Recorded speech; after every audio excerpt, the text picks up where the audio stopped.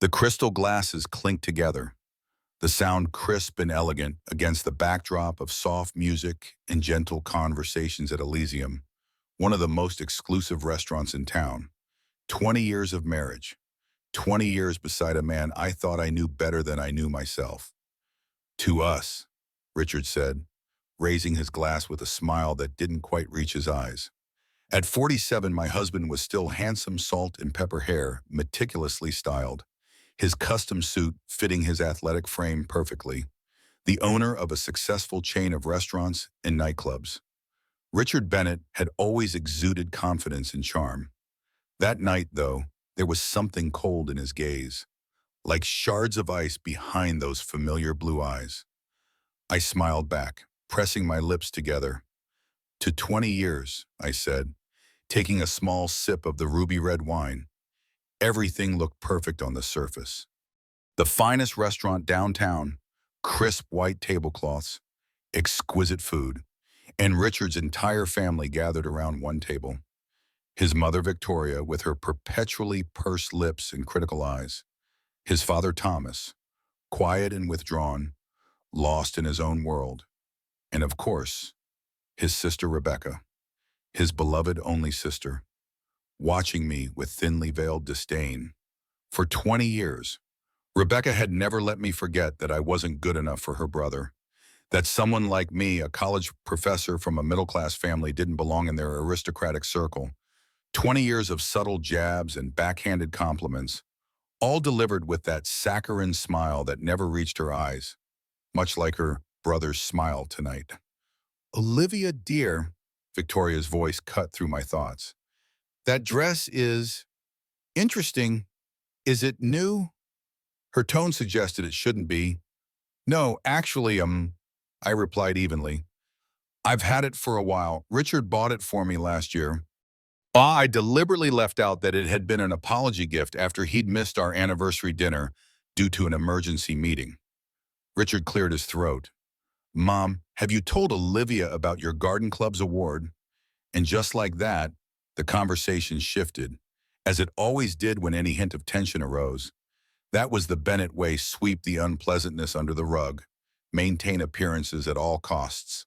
Grace under pressure was everything. I excused myself and left the table. I just needed a few minutes alone to collect myself. In the elegant ladies' room, I stared at my reflection in the mirror. At 42, I still looked good. My auburn hair now held a few silver strands, and fine lines had begun to appear near my eyes. But time had been relatively kind. Maybe that was it. Maybe Richard had started looking at younger women. That thought had been eating at me for months now, ever since his behavior began to shift in subtle, unsettling ways. Late nights at the office, missed family dinners, phone calls he'd take in another room, the way his expression softened when certain text messages came through. Small things, perhaps, but after 20 years of marriage, I noticed them all. Our daughter Sophie was away at university in England. At 19, she was brilliant and independent. The perfect blend of both of us, Richard's ambition and my empathy. With her gone, the house felt emptier, the silences between Richard and me stretching longer each day. I dabbed at my eyes, careful not to smudge my mascara, and reapplied my lipstick. This was supposed to be a celebration. I wouldn't let Rebecca's subtle barbs or my own insecurities ruin the evening. As I stepped out of the ladies' room, I paused behind a decorative column, struck by an unexpected sight. Richard, thinking no one was watching, picked up my wine glass and poured something into it from a tiny packet he had hidden in his hand. The motion was so quick I almost missed it. My heart leaped into my throat. I couldn't believe what I'd just seen. My husband, the man I'd spent 2 decades with, had just slipped something into my drink. I leaned against the column, trying to steady the sudden shaking in my knees. What was it? A sedative, something worse. Ridiculous thoughts raced through my mind like a storm. Why would he do this? What was going on, frozen in shock? I watched as Richard leaned in and whispered something to Rebecca. They had always been close, too close, always a team, especially when it came to pushing me out. Then the decision came to me like someone whispering it in my ear. I'd go back to the table, smile, act like everything was fine. And when the moment came, I'd swap the glasses mine for Rebecca's. Let her drink whatever his precious family had prepared for me. I wasn't going to be their victim. Once I made the decision, a strange calm settled over me. I smoothed my dress, checked my reflection in the mirrored surface of the column, and walked back to the table wearing a mask of carefree ease. After 20 years as a Bennett outsider, I'd become a decent actress. I had to be in this family. I'd swallowed Rebecca's insults more times than I could count, pretending not to hear her jabs. I'd turned a blind eye to Victoria's disapproving stares. Even after all these years of marriage, she still thought Richard had made a mistake in choosing me. "Everything okay, darling?" Richard asked, helping me back into my seat. I noticed the tension in his shoulders, the slight furrow between his brows that appeared when he was anxious. "Of course," I nodded and smiled, making sure it reached my eyes. "Just a little tired." Rebecca, never one to miss a chance to undermine me, immediately jumped in. "Olivia, you don't look well," she said, her thin lips curving into a falsely sympathetic smile. "Maybe you and Richard should call it a night. Anniversary or not, if you're not feeling great." "Thanks for your concern, Rebecca," I replied evenly. "But I feel just fine. Though I think you should try this lovely wine. It goes beautifully with your dress." I gestured to her deep burgundy gown and lifted my glass, pretending to take a sip. Rebecca, always eager for a compliment, especially one about her impeccable style, smiled with satisfaction and reached for her own glass. Now all I had to do was wait for the right moment. The waiter brought out the main course, and everyone turned their attention to the food. I quietly set down my glass, pretending to search for something in my purse. Then, while Rebecca was animatedly telling Victoria about her latest trip to Europe, I made the switch fast and discreet. My heart was pounding so hard I was sure everyone could hear it. Richard gave me a strange look, and for a second I thought he'd caught on, but he said nothing, just cut a piece of meat and continued chatting with his father. "A toast to the happy couple," Rebecca said, lifting her glass, my glass, with a smile that never reached her cold eyes. "To Richard and Olivia, 20 years together is no small feat." "To you both," echoed her parents. I watched as Rebecca brought the glass to her lips and took a generous sip. Then she smiled at me from across the table, her eyes gleaming with such smug satisfaction that I hesitated. Had I made a mistake? Had I imagined the whole thing? Maybe Richard hadn't put anything in my drink after all. The next 30 minutes dragged on endlessly. I barely touched the wine in Rebecca's glass, just pretended to sip. The conversation drifted from family updates to work and future plans. Richard spoke about the expansion of his business while Rebecca chimed in, as usual, eager to show how in the know she was about everything her brother did. Then suddenly she went silent mid-sentence. The hand holding her fork trembled and froze in the air. A strange spasm crossed her face, and her eyes widened in what looked like fear or shock. "Rebecca, are you okay?" Richard asked, worry flashing across his face as he noticed the change in his sister. At first, Rebecca tried to speak, but only a hoarse sound came out. She clutched her chest, red blotches spreading across her skin. Her fork clattered onto the plate. I I don't feel well," she finally managed, just before her eyes rolled back and she began to slide from her chair. It all happened so fast I didn't even have time to process what I was feeling. Shock, terror, the horrifying realization that there was indeed something in that glass. And now Rebecca had taken the hit. Richard leapt toward his sister, catching her limp body. Victoria screamed, drawing the attention of the entire restaurant. "Call an ambulance! Someone call an ambulance now!" Richard barked, his voice trembling with panic. I sat frozen, unable to move. As I watched the waitstaff rushing around, the manager on the phone with emergency services, Victoria sobbing over her motionless daughter, and through it all, one thought kept echoing in my head. What have I done? But even through the horror, a colder, sharper truth cut through. What had my husband tried to do to me by the time the ambulance arrived? Rebecca still hadn't regained consciousness. The paramedics quickly lifted her onto a stretcher and began asking questions about what she had eaten or drunk. Nothing unusual, Richard answered haltingly, avoiding eye contact with me. Just the restaurant's food and wine. I'll go with her, Victoria said, grabbing her purse. So will I, Richard chimed in immediately. I stood up. I'm coming too. Richard looked at me like he just remembered I was there. Something flickered in his eyes, fear, anger, maybe even disgust. I couldn't quite tell. No, he said sharply. Stay with my father. We'll call with updates. I opened my mouth to protest, but Thomas gently placed a hand on my shoulder. Let them go. We'd only be in the doctor's way. I watched them leave Richard, supporting his sobbing mother, the paramedics wheeling Rebecca out. The restaurant doors closed behind them, and suddenly it was just me and my father-in-law at the table, surrounded by half-eaten food and untouched glasses of wine. Thomas let out a long sigh and gave me a thoughtful, lingering look. Strange, all of this, isn't it? He said quietly. I couldn't tell what he meant. Did he know something? Was he suspicious of me? Or was he suspicious of his own son? Yes. Strange. I agreed, unsure what else to say. Thomas nodded like I had confirmed something he had been thinking. He motioned to the waiter. The check, please, and call us a cab. We rode home in silence. I stared out the window at the city lights flashing past, my mind racing. What had been in that packet? Poison drugs, but most of all, why? Why would Richard try to poison me? And on our anniversary, no less right there in front of his entire family. My thoughts drifted through the years we'd spent together. When had things gone wrong? When had the crack in our relationship widened into a canyon? We met when I was 22 and he was 27. He was a young, successful businessman from a wealthy family. I was just a girl from a middle-class family, new to New York, studying literature and chasing my dreams.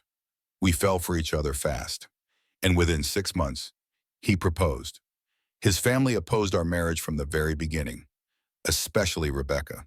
She was 2 years older than Richard and had always taken it upon herself to guide her little brother. The day he brought me home to meet them, I could feel her dislike instantly. She looked me up and down like she was inspecting a used car and turned to Richard. You sure about this? She didn't even ask me, just him, like I was an object he was thinking about purchasing. But Richard loved me back then. At least I thought he did. He ignored his sister, his parents, everyone. And we got married despite all of their objections. The first few years were happy. We had Sophie, and I hoped that would soften his family's attitude toward me. But it didn't. They adored Sophie, doted on her, but I remained an outsider. Over time, I learned to live with it. I learned to smile through Rebecca's biting remarks. I learned to ignore Victoria's cold stares. I learned to cherish the rare moments of warmth from Thomas, who always seemed just a little more kind than the rest. And I learned not to notice how Richard was slowly pulling away, how he stayed late at work more often, how our conversations became strictly about chores and logistics, how his hugs started to feel more like obligations than affection. We're here, Bo, the taxi driver said, pulling me out of my thoughts. Thomas paid the fare, and we got out in front of the house, a large estate in Westchester, a house that had never really felt like mine, even though I'd lived in it for nearly 20 years. Do you want me to come in with you, he offered. You shouldn't be alone right now. I looked at him, surprised. That was probably the most considerate thing he'd ever said to me. Thanks, but I'll be okay. You need some rest too. He nodded. All right, but call if you need anything. I stepped into the empty house and instantly felt the weight of the silence. Normally it didn't bother me, but tonight, every creak, every tiny sound made me jump. I turned on the lights in every room, as if they could somehow keep the terrible thoughts from flooding in. What if Rebecca died? What if I just caused someone's death? Sure, she'd never been a friend. She'd done everything she could to make my life miserable in this family, but I hadn't wished her dead. And what would I say when Richard came home? Sorry, darling. I saw you slip something into my drink. So I gave it to your sister instead. No, of course not. I walked into the kitchen and poured myself a glass of water. My hands were shaking so badly. The glass tapped against the counter. I had never felt so lost and afraid in my life. The phone rang so suddenly I jumped, spilling water everywhere. Richard's name flashed on the screen. I took a deep breath, trying to steady myself, and answered. Yes, Olivia. His voice was strained, almost flat. Rebecca's in the ICU. The doctors say it's poisoning. They pumped her stomach, but she's still unconscious. Oh my God, I breathed. I didn't know what else to say. How? How could that happen? I don't know, so, he said after a pause. Maybe it was the wine or something in the food. Mom's hysterical. I'm staying here overnight. What about you? Are you okay? I'm in shock. Just like you, I replied, trying to keep my voice steady. Please keep me updated. All right. Then, after a beat, he added, Olivia, you didn't drink from your glass, did you? My heart skipped a beat. No, barely touched it. Why? No reason, just asking. The doctor said everyone at the table should monitor how they're feeling. I'm fine, I said. Though I knew it wasn't true, I wasn't fine. I was terrified, disoriented, and shaken to my core. Okay, Austin, I'll call if there's any news. He hung up, and I stood there in the kitchen, clutching the phone. There was something in his voice. Yes, he was scared, that was clear. But there was something else. Too, relief. Relief when he heard I hadn't drunk from my glass. I went upstairs to our bedroom and sat on the edge of the bed. My thoughts were spinning, my heart pounding. I had to do something. But what? Call the police and say what that my husband tried to poison me. But his sister ended up drinking it because I switched the glasses. Suddenly, I remembered something. Months ago, I had accidentally overheard a conversation between Richard and Rebecca. They hadn't realized I'd come home early. I was walking up the stairs when I heard their voices coming from his office. You need to deal with this, Richard, Rebecca had said. You've dragged it out long enough. The situation's only getting worse. I know, he replied, sounding tired and irritated. But it's not as simple as you think. There's no easy way out, and you know it. But the longer you wait, the messier it'll be. Time's running out. Brother, if you won't handle it, I will. Back then, I thought they were talking about business, some deal gone bad or a client issue. But now those words echoed in my head with a terrifying new meaning. It has to be done in a way that doesn't raise suspicion. What if they were talking about me? The doorbell rang, and I jumped. I checked the time. It was after midnight. Who could possibly be at the door now? Richard had said he was staying at the hospital. His mother was there too, Thomas. But why wouldn't he call first? I walked downstairs, approached the door, and looked through the peephole. A police officer stood on the porch, young, serious, in full uniform. My breath caught in my throat. Had someone called the police? Did they already know what happened at the restaurant, trying to keep my hands from shaking? I opened the door. Olivia Bennett, the officer asked. Yes, I'm Officer Parker. May I come in? We need to talk. I stepped aside silently, letting him in. One thought echoed in my mind. They know. They know everything. Please have a seat, I said, gesturing toward the living room. What's going on? Officer Parker remained standing. We received a report from the hospital. Your relative, Rebecca Bennett, was admitted with signs of poisoning. The doctors believe it wasn't food-related. They found traces of a potent substance in her system. I sank into a chair, feeling the ground slip from beneath me. That's awful. But why are you here? Why me? We're interviewing everyone who was at your table. Your husband mentioned you returned home. I just have a few questions. I nodded, trying to stay composed. Of course. I'll answer whatever I can. Did you notice anything unusual in anyone's behavior at dinner? I swallowed. Should I say it? Should I tell him I saw Richard put something in my glass? But then I'd have to explain why Rebecca drank from it instead. No, nothing out of the ordinary. I lied. It was a normal dinner. We were talking, eating, then all of a sudden, Rebecca got sick. Did you see anyone approach her glass a waiter? Maybe, or any of the guests? I shook my head. No, I didn't notice anything. Did you leave the table at any point? Just to go to the ladies' room. Maybe 10 minutes. He made a note in his pad. Did anyone else leave the table? I thought for a moment. Richard had stepped out a few times to take calls. Victoria, my mother-in-law. I think she went to the restroom too at some point. Thomas was at the table the whole time, as far as I remember. And Rebecca, she got up once. I'm not sure exactly when. He nodded. All right, one last question. Do you know if anyone had any reason to harm Rebecca? I nearly laughed. I had reasons. Plenty of them.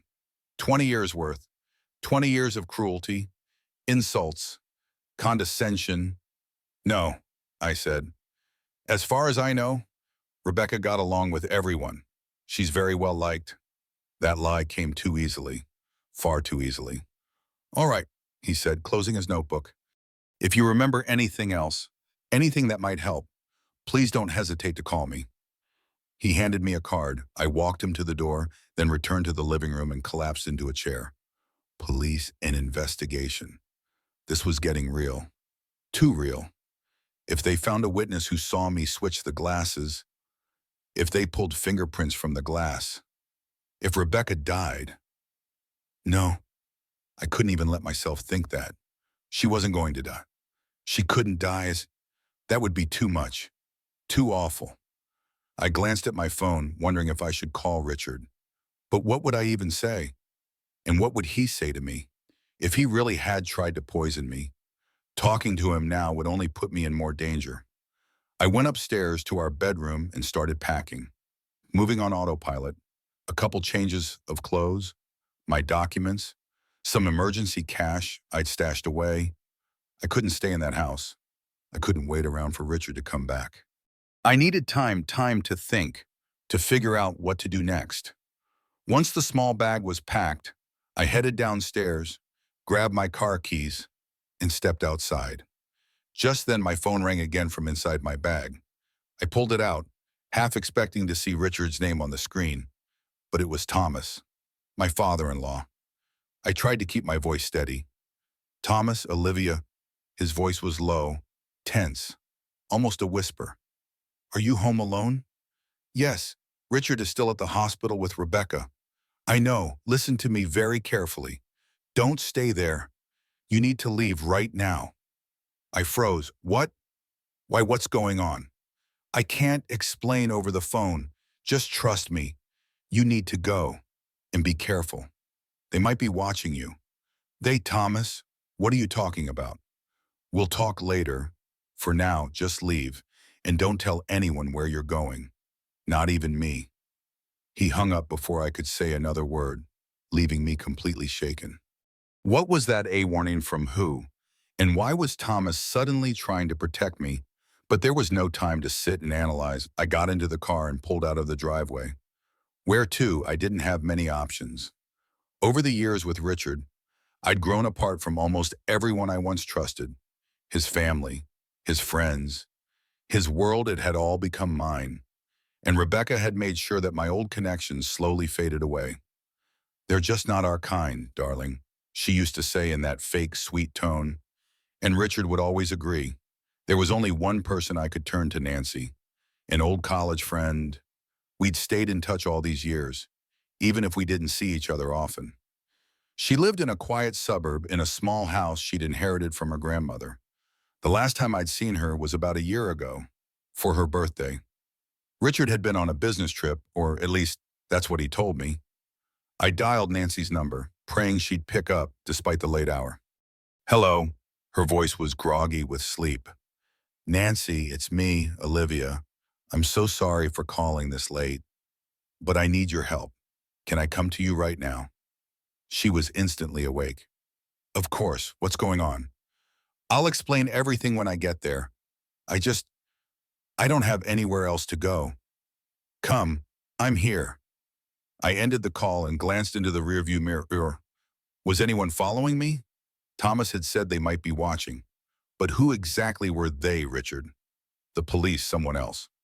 Once I reached the main road, I made a conscious effort to stay alert. I changed my route multiple times, circled through side streets, stopped at gas stations just to watch, see if anyone pulled in behind me. But everything was quiet. No one seemed to be tailing me. An hour and a half later, I pulled up in front of Nancy's house. She was already on the porch, wrapped in a robe, waiting. "Olivia, what's going on?" she asked as soon as I stepped out of the car. "Are you okay?" I shook my head. "No, I'm not okay. Can we go inside? I'll explain everything." We went into the house. Nancy led me to the kitchen and turned on the kettle. "Talk to me," she said, sitting across from me. And I did. I told her everything, from the moment I saw Richard put something in my glass, to swapping the glasses with Rebecca's, to her collapsing, the visit from the police officer, and finally, Thomas's strange phone call. Nancy listened without interrupting, her eyes widening with every word. "Oh my God, Liv," she breathed when I finished. "That's horrifying. Do you really think Richard tried to poison you?" "I don't know what to think. I admitted I saw him slip something into my glass. That part is real. But why? Why would he do something like that? We've been married for 20 years. We have a daughter. Yes, we've grown apart lately. But still, it just doesn't make sense. And your father-in-law, why would he warn you? I don't know. He's always been kinder to me than the rest of the family. But this was different. Maybe he knows something, and maybe he knows what Richard is planning." Nancy thoughtfully turned her teacup in her hands. "What about life insurance? Do you two have policies?" I nodded. "Yes, both of us. Large ones. Richard insisted on it a few years ago. Said it was standard for people in our financial position." "And who's the beneficiary on yours?" "Richard, of course. And I'm listed on his." Nancy raised an eyebrow. "There's your motive." "But that's crazy. Richard doesn't need money. His business is doing well. He earns way more than the payout on my policy." "Are you sure about that? Do you really know his financial situation?" I hesitated. In recent years, Richard hadn't shared many details about his business. I knew he owned a chain of restaurants and nightclubs and had a few investment ventures. But no, I wasn't in the loop. Not really. I admit it. But he's never said anything about money problems. We live in a luxury home, have 2 cars, take vacations abroad at least twice a year. He doesn't seem like someone desperate for cash. "No, he doesn't," Nancy agreed. "But you said yourself he's been different lately. Maybe his business isn't as stable as it looks." I remembered something. Months ago, Richard had been unusually tense and irritable. He got a phone call during dinner, apologized, and stepped out. When he came back, he looked pale and upset. I asked if everything was okay, and he brushed me off. "Just issues with one of the projects. Nothing serious." But that night, he drank far more than usual. And I heard him on the phone late into the night, locked in his office. "Maybe," I said. "But still, going from financial stress to attempted murder, that's a massive leap. What if he's in love with someone else?" Nancy offered. "What if he wants a divorce but doesn't want to split the assets?" That thought had already crossed my mind. I'd noticed how Richard lit up when certain texts popped up on his phone, how he sometimes smiled at the screen when he thought I wasn't watching, how those so-called business dinners started happening more and more often. If that's the case, divorce would be easier than murder. I argued. "We have a prenup. If we split up, I get a specific payout, but most of the assets stay with him. What if he didn't even want to pay that? Or what if the prenup has a clause about infidelity?" "It does," I admitted. "If I'm found to have been unfaithful, I get nothing. If he is, I get half of everything." There you go. That's a motive. I shook my head. I still can't believe it. 20 years, Nancy, 20 years together. Could he really have changed that much? People change, Liv. especially when there's money involved or someone new. We sat in her kitchen until sunrise, running through every possible explanation, trying to piece it all together. Around 600 in the morning, my phone rang. "Richard, don't answer it," Nancy said quickly. "You don't know what he knows. Maybe the police already found a witness who saw you switch the glasses." I listened to her and let the phone ring out. A minute later, a message came through. "Where are you? Call me." It's urgent." Nancy took the phone from me and powered it off. "For now, it's better if you stay off the radar. We need to figure out what's going on before you talk to him." She was right, even though part of me desperately wanted to hear his voice. To ask him straight, why? Why would you do this? But first, we had to understand what we were dealing with. We decided I'd stay with Nancy for a few days. She lived alone and worked remotely as an interior designer, so my being there wouldn't raise any suspicions. After a breakfast neither of us could stomach, I went to lie down in the guest room. Exhaustion and stress finally caught up to me, and I fell into a heavy, restless sleep. I woke to Nancy shaking my shoulder. "Olivia, wake up! There's news!" I sat up, disoriented. It was already dark outside. "What time is it?" "Almost 8. You slept all day. But that's not important. Turn your phone on." She handed me my phone, and as soon as I powered it up, the notifications flooded in. Missed calls, messages, mostly from Richard, a few from Thomas, one from Sophie. I opened my daughter's message. "Mom, where are you? Dad says he can't reach you. Something happened to Aunt Rebecca. Please call me." A chill ran down my spine.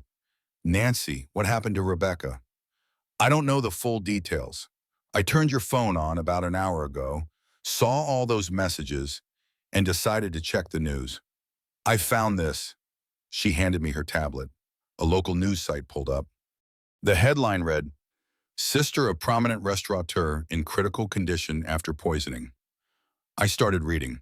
The article said Rebecca Bennett, sister of well-known restaurant owner Richard Bennett, had been admitted to intensive care following a suspected poisoning during a family dinner. Her condition was listed as critical.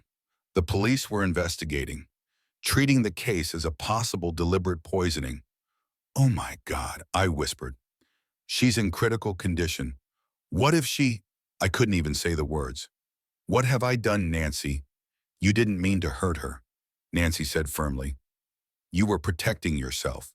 If anyone's to blame, it's Richard for slipping something into your drink in the first place." "But what if I was wrong? What if I misunderstood? What if it was something harmless, vitamins or medicine, and I just assumed—" I trailed off, realizing how absurd it sounded. "No, that makes no sense. Who puts vitamins into someone's drink in secret?" "Exactly, well," Nancy said. "But the real question's, what now? Should I stay here, go to the hospital, contact Richard?" I sat there, trying to decide. I need to find out how Rebecca's doing, and I need to come clean. I can't keep this to myself. If something happens to her, I'll never forgive myself. "Wait," Nancy said, stopping me. "Let's not rush into anything. First, we need to know exactly what was in that glass. If it was poison, you could be next. But how do we find that out? I have a friend in the police force, an old classmate. I can call him, ask him to look into the case quietly. You think he'll help? I helped him once, big time. I think he'll say yes." Nancy grabbed her phone and stepped out of the room.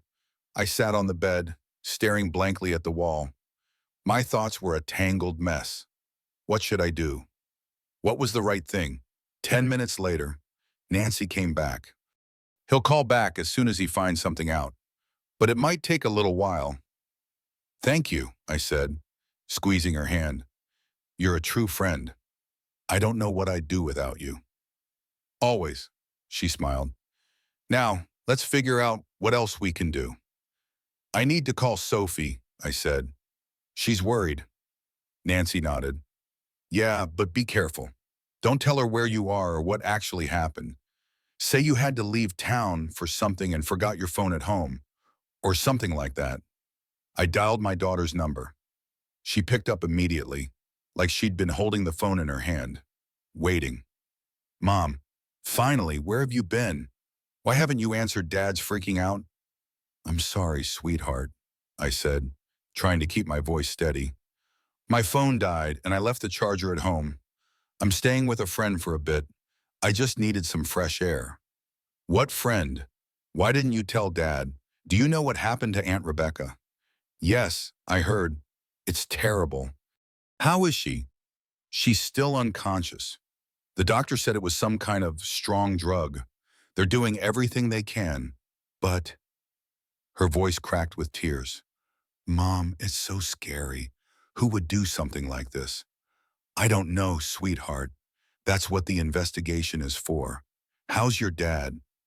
He hasn't left Aunt Rebecca's side. Grandma's there too. Everyone's just waiting for her to wake up. Dad called you like 100 times. He's really worried. Tell him I'm okay. I needed some time alone. After what happened at the restaurant, I was in shock. Okay, I'll tell him. But are you coming home soon? Aw, soon, I lied. I just need a bit of time. All right, Sophie said, though I could hear the doubt in her voice. But call Dad, please. He's really worried. I will. I love you, honey. I love you too, Mom. I hung up and looked at Nancy. She didn't believe me, and I don't blame her, and I didn't even believe myself. What matters is you bought yourself a time, Nancy said. Now, let's figure out what comes next. We went back to the kitchen, made some tea, though neither of us was hungry or even thirsty. We just needed something to do with our hands. If Richard really tried to poison you, Nancy said, thinking aloud, he must have had a serious reason. Money, another woman, or something else we haven't figured out yet. I've been thinking about it all day, and I still can't wrap my head around it, I said. Sure, our marriage hasn't been perfect lately. We've grown apart, but going that far, what if it's tied to his business, Nancy suggested. What if he's in trouble, debts, threats? Maybe he's involved in something illegal. I paused, thinking. Richard had always been ambitious. His business took off quickly, especially in the early years. But I'd never really questioned how he managed to rise so fast. I just assumed he was talented and lucky. But what if there was something else behind it? I don't know, I admitted. He never involved me in the details of his work. He used to say he didn't want to worry me, that it was men's business. What about your father-in-law? Is he involved in Richard's business? He used to be. He helped Richard get started, gave him the money for his first restaurant. But once things took off, Richard bought out his share. Thomas is retired now, at least officially. And unofficially, I don't know. He and Richard would sometimes lock themselves in the office and talk for hours. But I never asked. So why did your father-in-law warn you? Why tell you to get out of the house? That's the strangest part of this whole thing. We were never that close. He was always polite to me, unlike Victoria and Rebecca. But that was it. Why would he suddenly try to protect me? Maybe he knows something you don't. Maybe. But what, and why not just tell me directly? Our conversation was interrupted by a call on Nancy's phone. She looked at the screen. It's Mark, my friend at the police. I'm going to take this.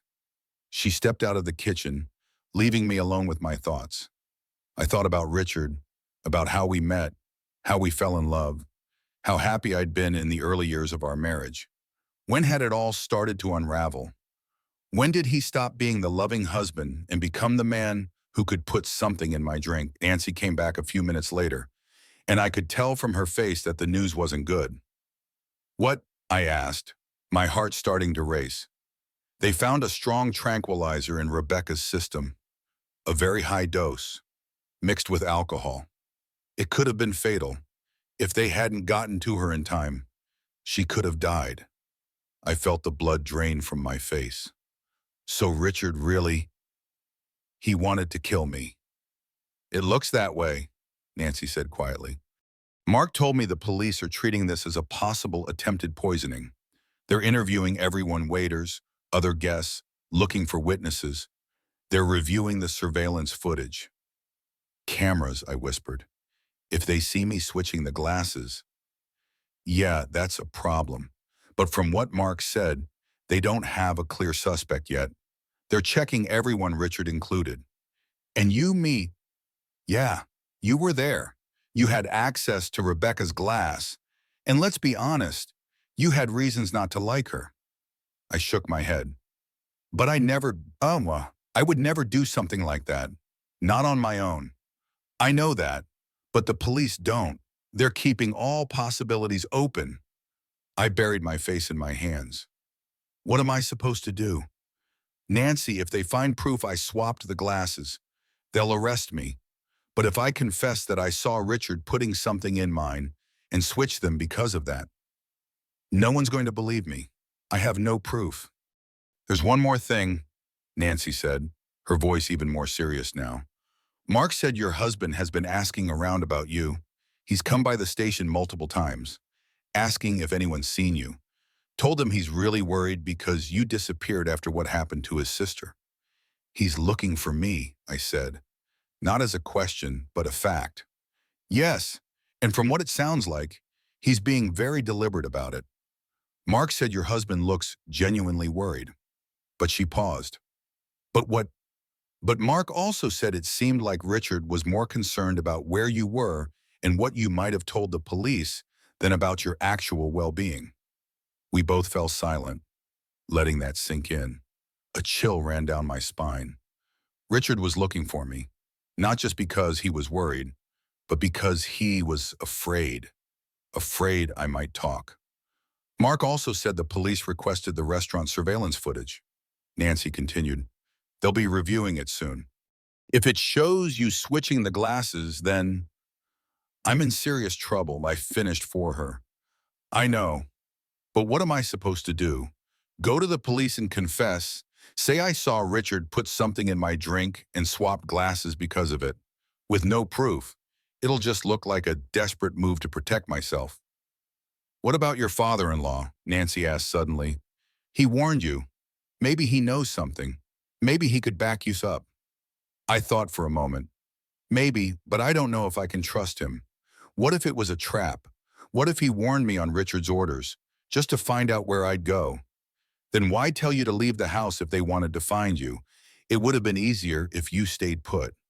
You're right, I admitted. But then why all the secrecy? Why not just tell me what's going on? Maybe he doesn't know everything himself, or maybe he's afraid to say too much on the phone. You could meet him in a public place, Nancy suggested. I shook my head. Too risky. If Richard is looking for me, he could be watching Thomas too. I can't take that chance. So what now? Are you going to keep hiding here, hoping it all blows over? No, I said firmly. I can't live like this on the run. Scared. I need to face this. I need to understand what's really going on. Just then, my phone rang again. The screen lit up with Thomas's name. It's him, I told Nancy. My father-in-law. Answer, she said after a brief pause. But be careful, don't tell him where you are. I took a deep breath and picked up. Hello. Olivia. Thomas's voice was tight, tense. Are you safe? Yes, I replied. I'm with friends. Good. Listen, I need to speak with you in person. It's important. I'm not sure that's a good idea, I said cautiously. Richard is looking for me. He might be watching you too. I know. That's why I'm suggesting a neutral location. The New York Public Library. Rare book section. It's usually quiet, especially in the evening. I'll be there tomorrow at 6 p.m. Come if you can. There's something I need to tell you and show you. Show me what? Not over the phone, Olivia. Just come if you want the truth. It's not just about you anymore. It's about Sophie, too. The mention of my daughter made me tense. What about Sophie? Is she in danger? No, not yet. But just come and be careful. Don't tell anyone where you're going, not even your friends. He hung up, leaving me stunned. I looked at Nancy, who was sitting next to me. From her expression, I could tell she'd heard everything. Are you going to go? She asked. I don't know, I admitted honestly. On one hand, I need to know what's happening. On the other, it could be a trap. It's a library, a public place. There will be people, cameras. If it is a trap, it's not a very well-planned one. You're right, but he told me not to tell anyone, not even you. Why all this secrecy? Maybe he doesn't want anyone else to get caught in the crossfire. If what he knows is really dangerous, maybe he's trying to protect you and the people around you. I paused, thinking. It sounded reasonable, but something still didn't sit right. He mentioned Sophie, I said. He said this involves her. What did he mean by that? I don't know, dear, Nancy replied. But if your daughter could be in danger, you have to find out why. I nodded. You're right. I'll go, but I'll be extremely careful. I can go with you, Nancy offered. I'll keep my distance, but I'll be close enough in case something goes wrong. No, I shook my head. He told me to come alone, that if he sees you, he might not say what he planned to, and I need to know the truth, all of it. We spent the rest of the evening planning the meeting. I decided to take a taxi to the library so my car wouldn't be spotted. I'd get there early, scope out the area. If anything felt off, I'd leave immediately. Nancy would wait for my call. If she didn't hear from me within an hour after the scheduled meeting, she'd contact the police. The night passed restlessly. I barely slept, tossing and turning, replaying the last few days in my mind. In the morning, we reviewed the plan again. I tried calling the hospital to check on Rebecca's condition, but they said they could only release information to immediate family. The day dragged. I was too anxious to read or watch anything. I tried helping Nancy around the house, but she could see how distracted I was and sent me to rest. Finally, it was time to go. I changed into something nondescript, dark jeans, a gray sweater, and a black jacket Nancy lent me. I tied my hair into a bun and put on sunglasses, even though the sky was overcast. Not exactly the perfect disguise, but better than nothing. Keep your phone on, Nancy said as she walked me to the cab. And remember, if anything feels off, leave immediately. I promise, I said, hugging her before getting into the car. On the way to the library, I kept a close eye out the window, watching for any signs I was being followed. But the streets were full of typical evening traffic, and nothing seemed out of place. The driver dropped me off a block from the library, just like I'd asked. I walked the rest of the way, scanning the sidewalks and alleyways as I went. The old stone building towered at the end of the street, its facade worn but dignified, like it held 1,000 secrets. One of them, maybe, was mine. I climbed the wide steps and entered the library through the main doors. Inside, it was quiet and cool. A few readers sat scattered around the main hall, bent over books or laptops. The librarian behind the counter didn't even glance up as I passed, heading toward the staircase. The rare book section was on the 3rd floor. I walked up slowly, my footsteps careful on the marble. The hallway was empty. I reached the doors to the rare books room and peeked inside. It was a large room with high ceilings and tall windows facing west. The sun was setting, casting everything in a soft golden glow. Shelves created a maze of narrow paths, easy to get lost in. In the far corner, I saw him, Thomas. He was sitting at a table, back to the window, his face mostly in shadow. A folder sat open in front of him. I took a deep breath and walked in. He looked up when he heard my steps, his expression a mix of relief and worry. "Olivia," he said quietly. "You came." "Yes," I replied, sitting across from him. "I want the truth. All of it."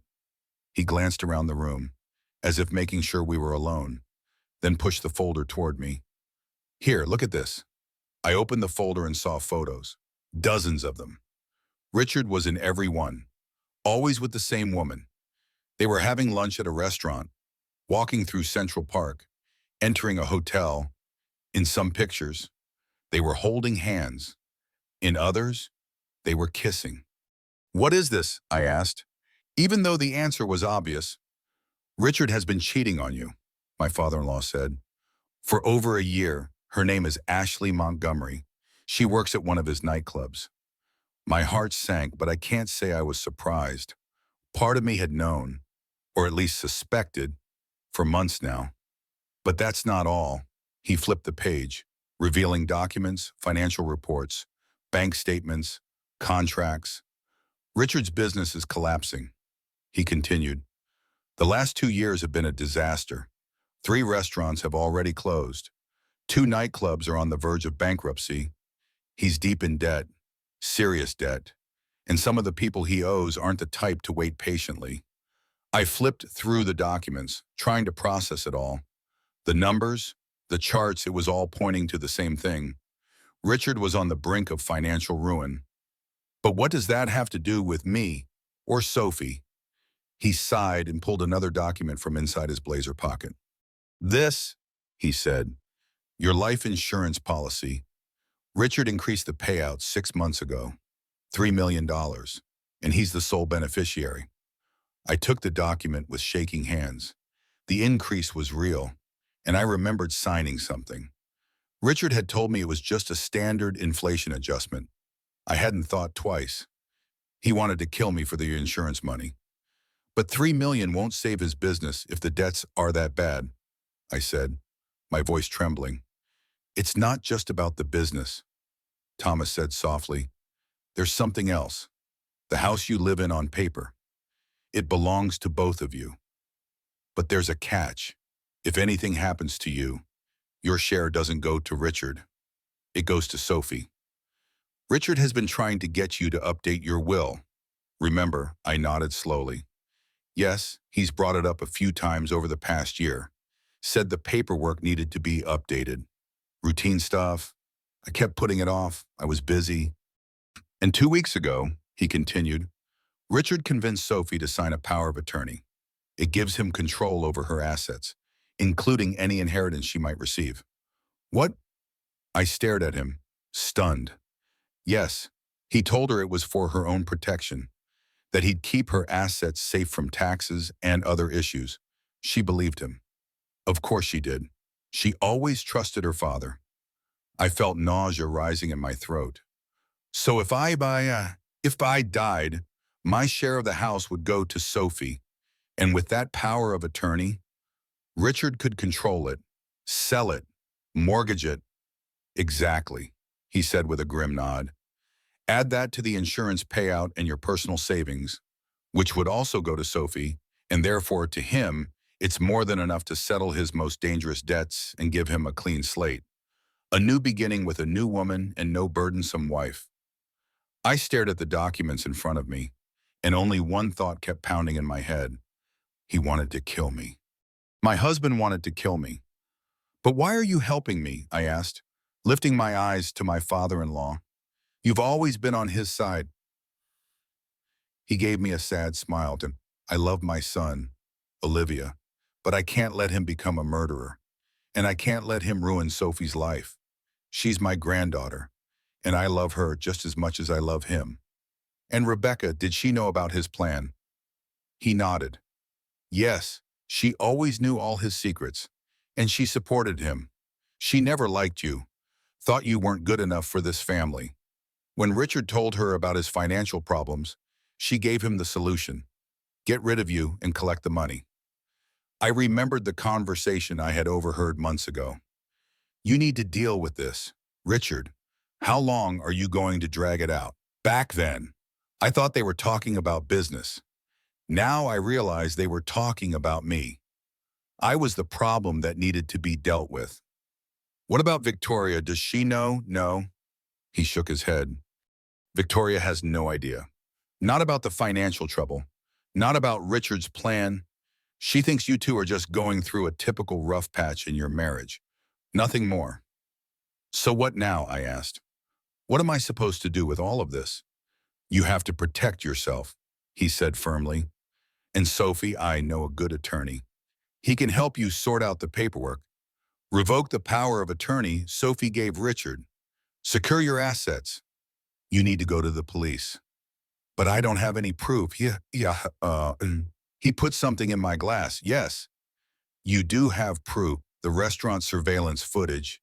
I've seen it. It clearly shows Richard putting something into your drink. You saw the footage. How I have contacts at the restaurant. I asked for the footage, told them I was checking to see if a waiter had picked up an expensive pair of cufflinks I'd lost that night. They gave it to me. And what exactly did it show? Richard adds something to your wine glass while you're in the ladies' room. Then you come back, sit down, and a little later, you switch your glass with Rebecca's. I froze. You saw that and you didn't give the footage to the police. No, I made a copy, but I haven't handed it over. Not yet. I wanted to talk to you first. Why? Well, because I need to understand what really happened. Why did you switch the glasses? Did you know Richard had put something in yours? I nodded. Yes, I saw him. I was standing by the column when I saw him pour something into my glass, and I didn't know what to do. I decided to switch glasses. I didn't want to hurt Rebecca. I swear. I just wanted to protect myself. Thomas looked at me for a long moment, then slowly nodded. I believe you, and I think the police will too, especially once they see the footage. But they could accuse me of attempting to poison Rebecca. I knew there was something in the glass, and I still switched it. It was self-defense. Olivia, you didn't know what was in the glass. You were reacting to a threat. Anyone in your place would have done the same. I wasn't sure it was that simple, but I nodded anyway. So what now? Should I go to the police? Yes, he said firmly. And the sooner the better. Richard won't stop trying to find you. And when he does, I don't know what he might do. He's desperate, and desperate people do terrible things. I gathered the documents and placed them back into the folder. Thank you for everything. He gave a sad smile. Don't thank me. I'm just doing what I should have done earlier, even if it hurts to see what my son has become. We left the library together, but exited through different doors. He gave me the contact information for the lawyer and urged me once more to go to the police as soon as possible. I promised I would. On the way back to Nancy's, I tried to process everything. It was too much, too painful. My husband, the father of my child, the man I'd spent 20 years of my life with, had planned to kill me for money, for another woman, to start a new life without me. Nancy opened the door as soon as I rang the bell. One look at my face and she knew the news wasn't good. What happened? What did he say? I stepped into the living room, collapsed onto the couch, and told her everything. She listened without interrupting, occasionally nodding or shaking her head in disbelief. Oh my God, Liv, she said when I finished. That's horrific. I can't believe Richard could do something like that. I couldn't either. But the documents, the photos, everything Thomas told me, it all lines up. So what are you going to do now? I'm going to do what he advised. Go to the police, tell them everything, show them the proof, and then we'll see what happens. What about Sophie? Are you going to tell her? I paused. Sophie adored her father. She'd always been a daddy's girl. How would she handle learning that the man she trusted tried to kill her mother, that he used her, manipulated her into signing over control of everything? I don't know. I said honestly, not yet. Maybe not all at once. First, I need to deal with the police, the legal stuff, make sure she's protected. Then we'll talk. When are you going to the police? Tomorrow morning. Thomas said there's a detective I can trust, Captain Mitchell. I need to ask for him specifically. Good, Nancy nodded. And I'm coming with you. Don't argue, she added when she saw I was about to protest. You shouldn't be alone for this. I squeezed her hand, grateful beyond words. Thank you. I don't know what I'd do without you. We went to bed early, but once again, I couldn't sleep. My mind wouldn't stop racing. I kept replaying my marriage to Richard. All the good moments, the happy days. I searched for signs I might have missed, clues that he had changed, that he could become someone capable of such betrayal, but I found nothing. Or maybe I didn't want to find anything. In the morning, Nancy and I had a quick breakfast, got dressed, and headed to the police station. I brought the folder of documents Thomas had given me. We were just about to walk out the door when my phone rang. Sophie's name lit up the screen. "It's my daughter," I said to Nancy. "I have to take this." She nodded and stepped aside to give me some privacy. "Hi, sweetheart," I said, trying to sound calm. "How are you, Mom?" Sophie's voice was tight, scared. "Mom, where are you?" "I'm with a friend. I told you, Kay. Mom, you have to come now. Aunt Rebecca, she woke up. She's talking. She's saying strange things about you. About Dad." I felt my heart stop. "What is she saying?" "She said she saw you switch glasses, that you tried to poison her. But then she's also saying all these crazy things about Dad, like he was trying to Mom. What is going on? The police are here. They're taking her statement. They asked about you." I looked over at Nancy, who had turned around, concern all over her face as she heard the shift in my voice. "Sophie, listen to me very carefully. Don't tell anyone where I am, not the police, not your father. I'll come soon. But there's something I need to do first. And please, be careful. Don't be alone with your dad." "What, Mom? You're scaring me. Why would I be scared of Dad?" "Just do what I say. Trust me. I'll explain everything when I get there. Right now, I need to make sure you're safe." I hung up and turned to Nancy. "Rebecca's awake. She saw me switch the glasses. She told the police." "Shit," Nancy muttered. "That changes everything. Now they have a witness. You're in real danger. Liv." "Not just me," I said, my voice trembling. "Sophie too. If Richard finds out Rebecca told the truth about him, if he realizes his whole plan is unraveling, he's desperate. He might do anything. Then we have to move now," Nancy said resolutely. "We go straight to the police. Captain Mitchell. We show him the documents. Tell him everything. They have to protect you and Sophie." I nodded, trying to steel myself. "You're right. There's no other choice." We left the house and got into Nancy's car. I was too shaken to drive myself. On the way to the station, I tried calling Thomas, but there was no answer. Maybe he was at the hospital with Rebecca, or worse, maybe Richard had already found out about his betrayal. The police station greeted us with its usual bustle. The officer at the front desk looked at us with the tired indifference of someone who'd seen it all. "How can I help you?" "I need to speak with Captain Mitchell."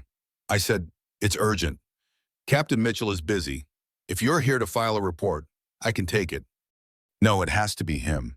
It's about the poisoning case Rebecca Bennett. He should be familiar with it." At the mention of such a high-profile case, the officer straightened up noticeably. "Wait here." He picked up the internal phone, murmured something into the receiver, then nodded at us. "Go ahead. Second floor. Office 206. We climbed the stairs and found the right door. I knocked, my heart pounding in my chest. "Come in," came a voice from inside. Captain Mitchell was a solid man in his 40s with sharp eyes and streaks of gray at his temples. He was seated behind a desk cluttered with papers, typing quickly on his computer. "Have a seat," he said without looking up. "What can I do for you?" "My name is Olivia Bennett," I began, trying to steady my voice. "I'm the wife of Richard Bennett and the sister-in-law of Rebecca Bennett, the woman who was poisoned 3 days ago at the restaurant." That got his attention. He looked up and studied my face. "Olivia Bennett, we've been trying to locate you. Where have you been the past few days?" "At a friend's," I said, nodding toward Nancy. "After what happened at the restaurant, I was in shock. And after that, then I found out something that made me fear for my life." Mitchell leaned forward, his expression sharpening. "Go on." I placed the folder Thomas had given me on the desk. "These are documents, financial records from my husband's business, insurance policies, photographs, everything that proves my husband, Richard Bennett, was planning to kill me." Mitchell raised his eyebrows but said nothing. He opened the folder and began reviewing the contents. "That night at the restaurant," I continued, "I saw Richard pour something into my wine glass when he thought I wasn't looking. I decided to switch glasses, mine with his sister Rebecca's. I didn't know what it was. I didn't know how dangerous it might be. I just panicked and tried to protect myself. Mitchell looked up from the documents. You knowingly swapped the glasses, aware that yours had been tampered with? Yes. I lowered my eyes. I know it wasn't the right thing to do. I should have refused to drink or said something, but I was in shock. I wasn't thinking clearly. Rebecca Bennett regained consciousness this morning, Mitchell said. She claims she saw you switch the glasses, but she also said something else.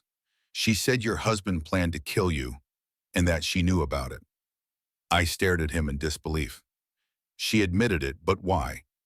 Maybe guilt, maybe fear. The poisoning was severe. She nearly teed. Experiences like that tend to shift people's perspectives.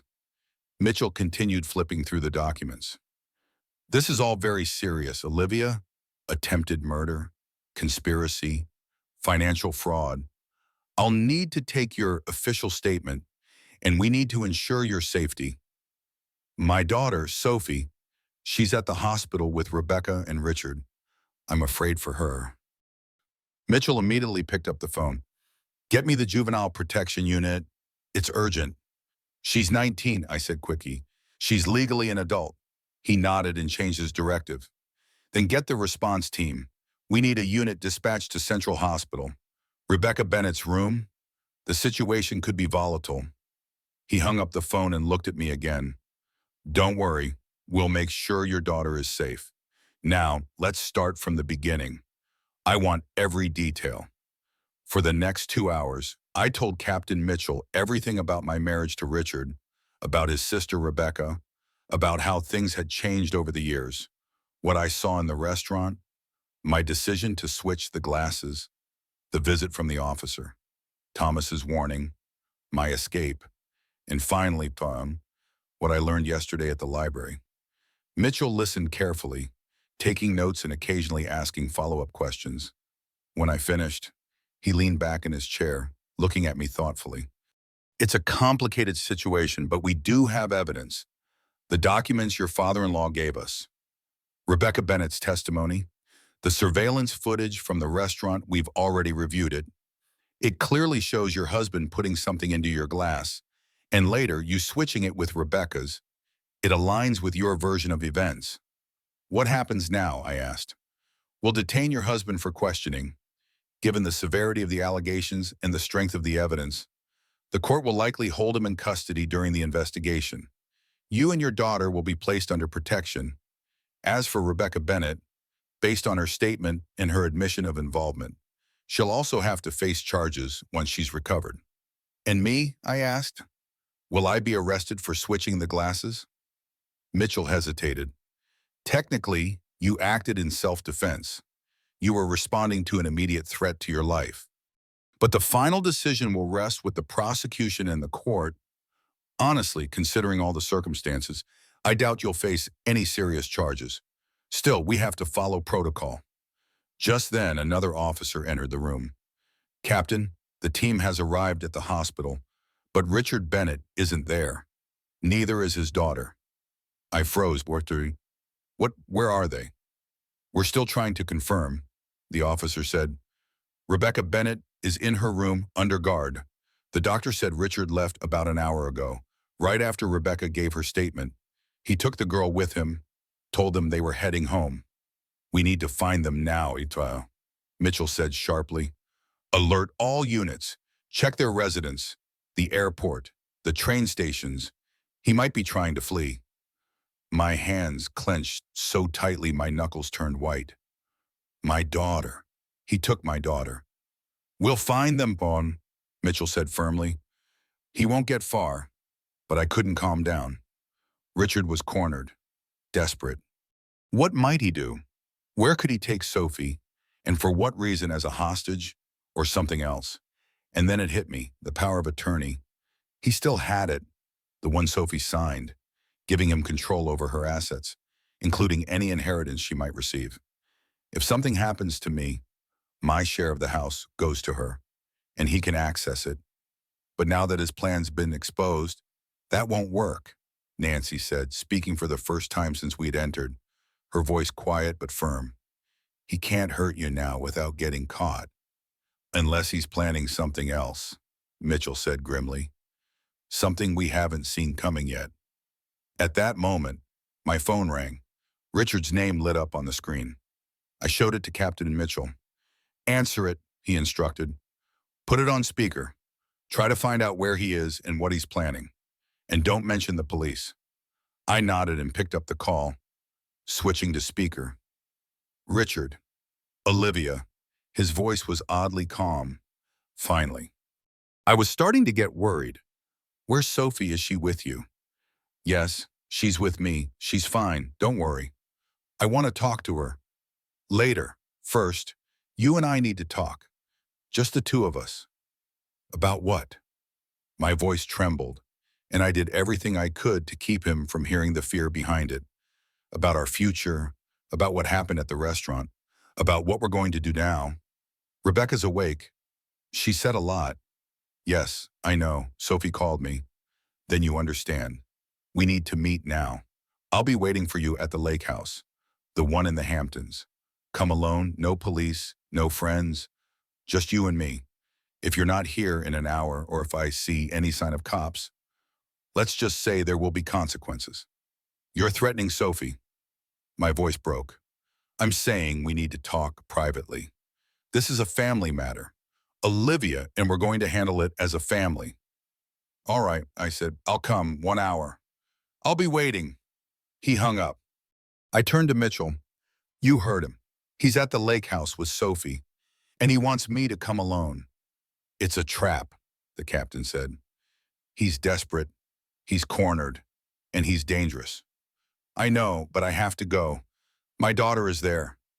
We'll go with you discreetly. We'll surround the house. Be ready to act. But you're not going in there alone. It's too risky. If he even suspects we're involved, he could hurt Sophie. We'll be careful, Mitchell assured me. My team knows how to stay invisible, but I won't let you walk in there unprotected. I knew Captain Mitchell was right. Richard was cornered, and his entire plan was unraveling. He was capable of anything now. But this was my daughter. I couldn't just sit back and wait for the police to fix everything. All right, I agreed. But let me talk to him. Maybe I can convince him to surrender peacefully. Mitchell nodded. We'll give you that chance. But the moment there's any sign of danger, we're going in. No exceptions. Over the next 20 months, the plan was laid out. I would drive to the lake house alone, just as Richard had instructed. The police would follow at a safe distance and surround the property, staying out of sight. I'd be wired with a microphone so they could hear everything happening inside. If things went south, they'd intervene immediately. Before I left, Mitchell gave me one final warning. Don't take unnecessary risks. This isn't about being brave. Your job is to buy us time, and if possible, convince him to release your daughter. We'll handle the rest. I nodded, fully aware of what I was walking into. Nancy hugged me tightly before I stepped into the car. Be careful, and remember, you're stronger than you think. The drive to the lake house took about 40 minutes. The whole way there, I was rehearsing what I'd say to Richard, how I'd look into the eyes of the man I'd loved for 20 years, the man who had tried to kill me. How I'd explain to Sophie that the father she'd worshipped her entire life was not the man she believed him to be. The lake house greeted me with an eerie silence. The large 3-story stone house stood by the lake, surrounded by towering pines. A place that once felt cozy and serene now looked dark and foreboding. Richard's car was parked out front, so they were really here. I parked, checked that the microphone clipped inside my collar was working, and stepped out. Taking a deep breath of the crisp forest air, I walked to the door. My hand was trembling as I rang the bell. It opened almost immediately. Richard stood in the doorway. He looked tired and worn down, like someone who hadn't slept in days, but his eyes were clear, steady, focused. Olivia, he said, stepping aside to let me in. I'm glad you came. Where's Sophie? I asked, walking in and glancing around. She's upstairs in her room. She's exhausted from this whole circus. I want to see her. You will. But first, let's talk. Come into the living room. I walk through the spacious hallway and into the living room. The large windows face the lake, which now lay still like glass, reflecting the gray autumn sky. Richard gestured for me to sit in one of the armchairs, but he remained standing. So, he began, his tone disturbingly casual. Rebecca told the police she saw you switch glasses, and that I put something into yours. She did, I replied. And it's true. I saw you add something to my drink when you thought I wasn't looking. What was it? Richard poison, a sedative. He smiled, but the expression never reached his eyes. A tranquilizer, strong but not lethal, at least not for a healthy person. Though combined with alcohol, the effects could have been unpredictable. You wanted to kill me, I said. It wasn't a question, it was a fact. Richard shrugged. More like I wanted you to go into a deep sleep in public, with witnesses. It would have been humiliating, but not deadly. Then maybe next time, under more convenient circumstances.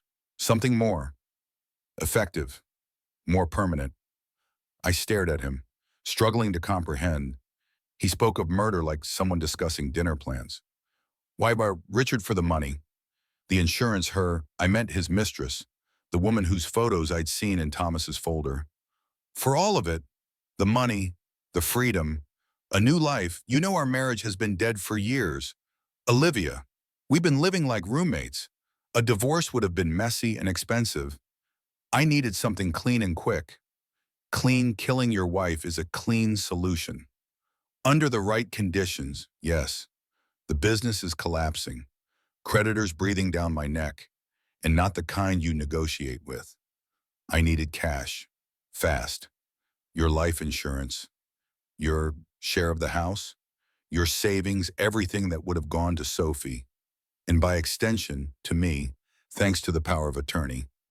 And Rebecca knew she helped you. Of course, we've always been closer to each other than to anyone else. She always had my back, and she never liked you. You know that. What about your father? Did he know? Richard's face twisted with anger. My father's a traitor.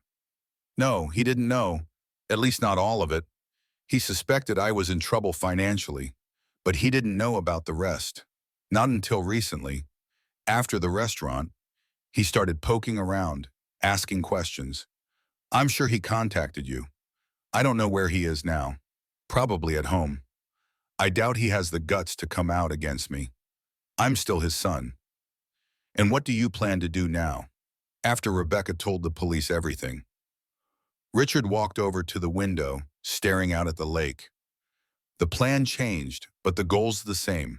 I need money to start over, and I still have leverage. Sophie, I said quietly, you're using our daughter as leverage. Not exactly, more like a partner. She's an adult. Olivia. She can make her own choices, and she's on my side. She always has been. What did you tell her? What lies did you feed her? Richard turned to me, and for a moment his smile looked almost genuine. I told her the truth, that her mother tried to poison my sister, that you switched the glasses, knowing something was in yours, that you ran instead of staying to help Rebecca, that you've always envied our family, our status, our money, and now you're trying to destroy me to save yourself. And she believed you. She really believes I'm capable of something like that. Not at first, but then Rebecca confirmed she saw you switch the glasses. Then the police started asking questions, and you vanished without a word. Yes, she started to believe. I want to speak to her. Now. Richard nodded. Of course, she's upstairs in her room. Go ahead. I'll wait here. I climbed the stairs, my heart pounding. What was I going to say to my daughter? How would I explain everything? And after all her father had told her, would she even believe me? Sophie's room was at the end of the hallway. I knocked, but there was no response. I knocked again, louder. Still nothing. I slowly pushed the door open and peeked inside. She wasn't there. The bed was neatly made. A bag sat on top of it, packed as if someone was preparing for a trip. On the nightstand, There was a glass of water and a pill bottle. I picked it up and read the label, a strong sedative. I looked at the water. There was a chalky residue at the bottom. A chill ran down my spine. I rushed to check the other rooms upstairs. All of them were empty. Sophie was gone. Or a terrifying thought struck me. I ran back downstairs into the living room. Richard stood by the window, his back to me, staring out at the lake. When he heard my footsteps, he turned around slowly. "Where's Sophie?" I asked, panic rising in my throat. "She's not upstairs. She's exactly where she needs to be," he said calmly. "What did you do to her?" "If you hurt her, me hurt my own daughter." He looked almost offended. "Olivia, she's my flesh and blood. I would never harm her." "Then where is she? And why is there a bottle of sedatives in her room?" "Oh, that—" He waved a hand dismissively. "Just a mild tranquilizer. She was really shaken up by everything. I gave her something to help her sleep and took her somewhere more peaceful." Where, where did you take her?" "A safe place. Somewhere she can wait out this chaos, where she'll be well taken care of." "Stop playing games, Richard. Where is our daughter?" He looked at me with a slight smile, as if enjoying my panic. "She's on my yacht, 10 miles offshore, with people I trust. They have clear instructions if anything happens to me, or if I don't contact them at the agreed time. They'll take her far away, somewhere you and the police won't find her." "You kidnapped your own daughter. You're insane." "No, I'm adapting to the situation. Plan A didn't work out. This is Plan B. And in this plan, Sophie is the key." "What do you want?" "The same thing I've always wanted. Money, freedom, a fresh start, and you're going to help me get it." "How?" "Simple. You'll sign over all your assets to Sophie, bank accounts, property, stocks, whatever you've got, everything. And since I have power of attorney, I'll be able to access it all. And if I refuse, then you'll never see our daughter again. She'll disappear forever." I stared at the man I once loved and didn't recognize him at all. How had he become this? How could he use his own daughter in such a vile scheme? "You're bluffing," I said, trying to stay calm. "You won't hurt Sophie. You said you love her." "I do, but I love myself and my freedom more. And if I have to choose between prison and vanishing somewhere new, even without her, I'll choose the latter." "You won't stay hidden for long. The police will find you." "Maybe, but by then I'll be gone. With new papers, a new life. You know how easy it is to buy a new identity on the black market, one with legit documents, a full backstory, even a credit history. It's not that expensive, especially if you have the right connections. And I do." I was stalling for time, hoping the police were hearing everything through the mic and already preparing to act. I just had to keep him talking, dig for details. "So how do you imagine this working? I sign over everything, and you let Sophie go." "Not exactly, but first I make sure the transfers go through, that I can access everything. That might take a day or two. Once I'm certain everything's in place, I'll let you know where to find her. Or maybe I'll bring her myself. Depends on the situation. And you expect me to just trust you after everything you've done. You don't have a choice, Olivia. You either trust me or risk never seeing our daughter again."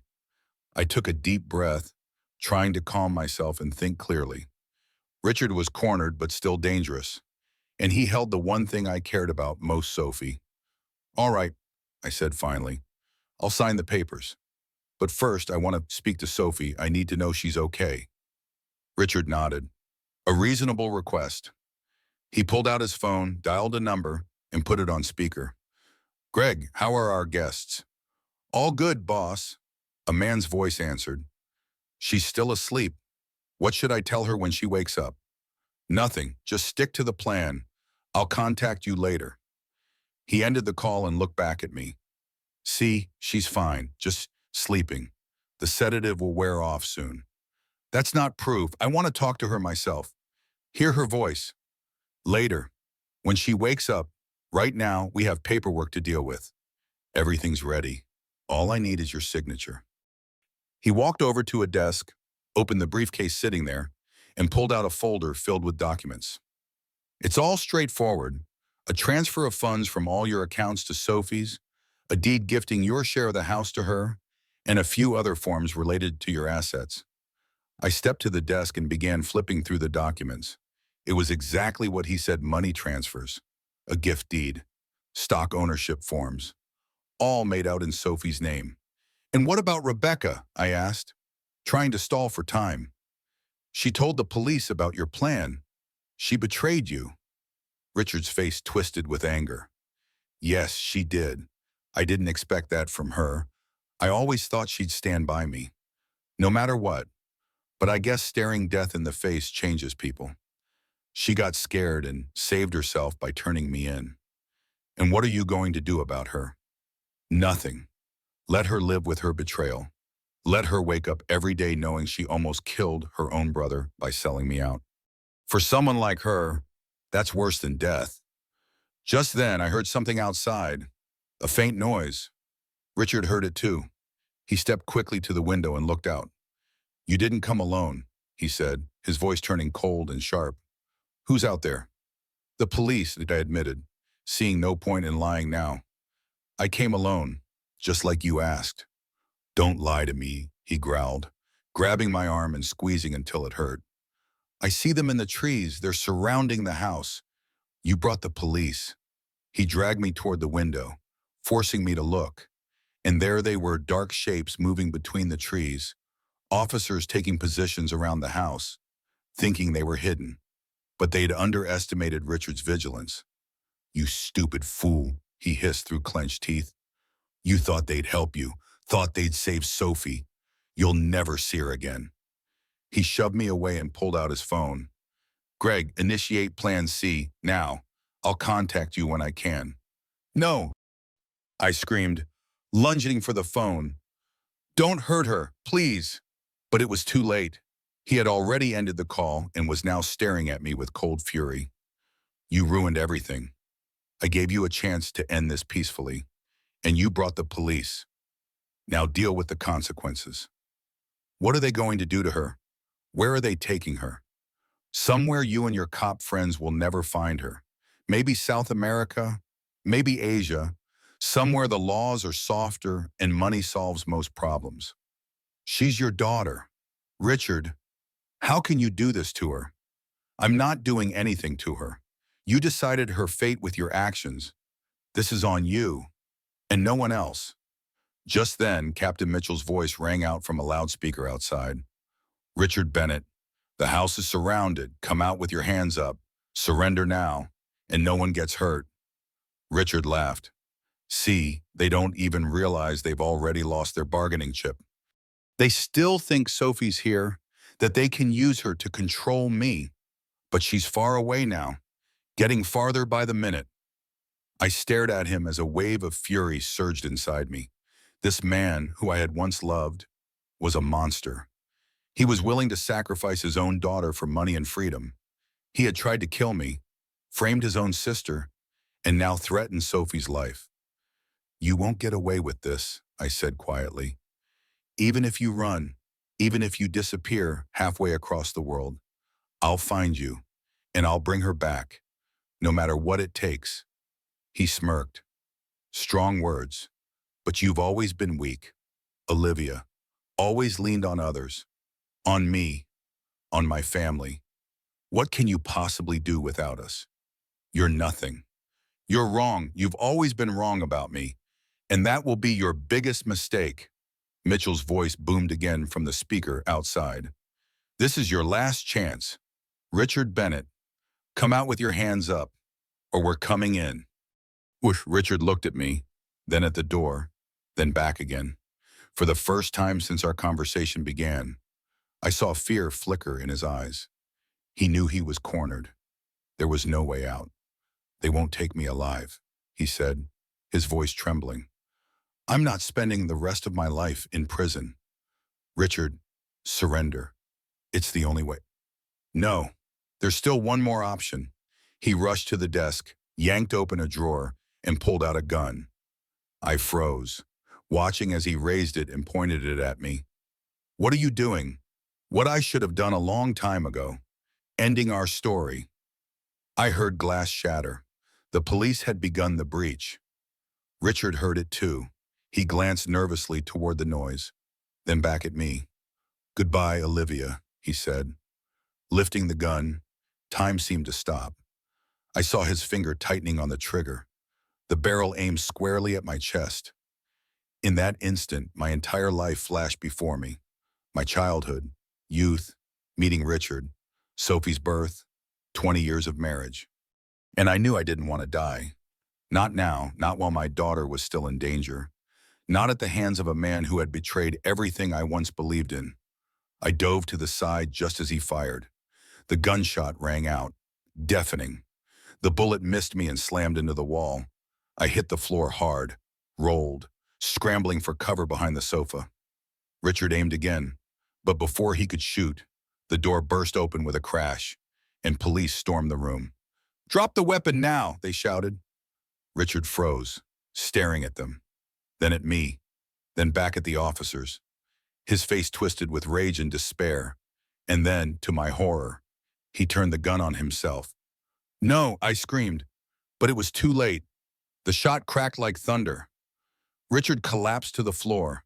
Blood spread quickly across the pale carpet, forming a grotesque halo around his head.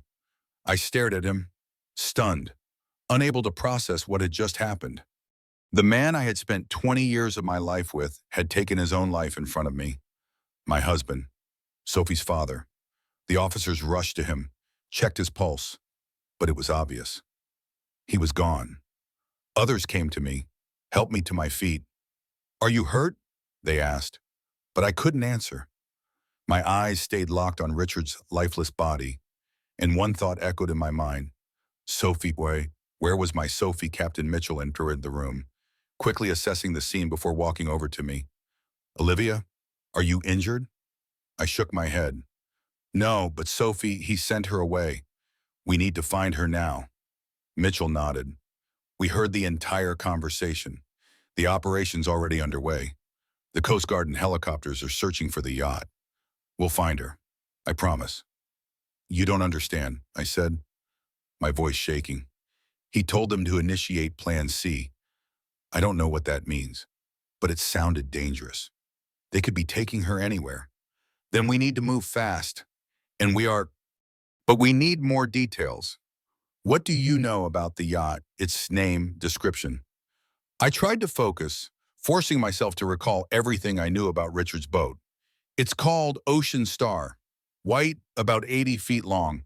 He kept it at the Breeze Yacht Club on the East Shore." "Good," Mitchell said, nodding. "That helps. We'll get that to the Coast Guard right away. But now you need to get out of here. The scene has to be secured for investigators."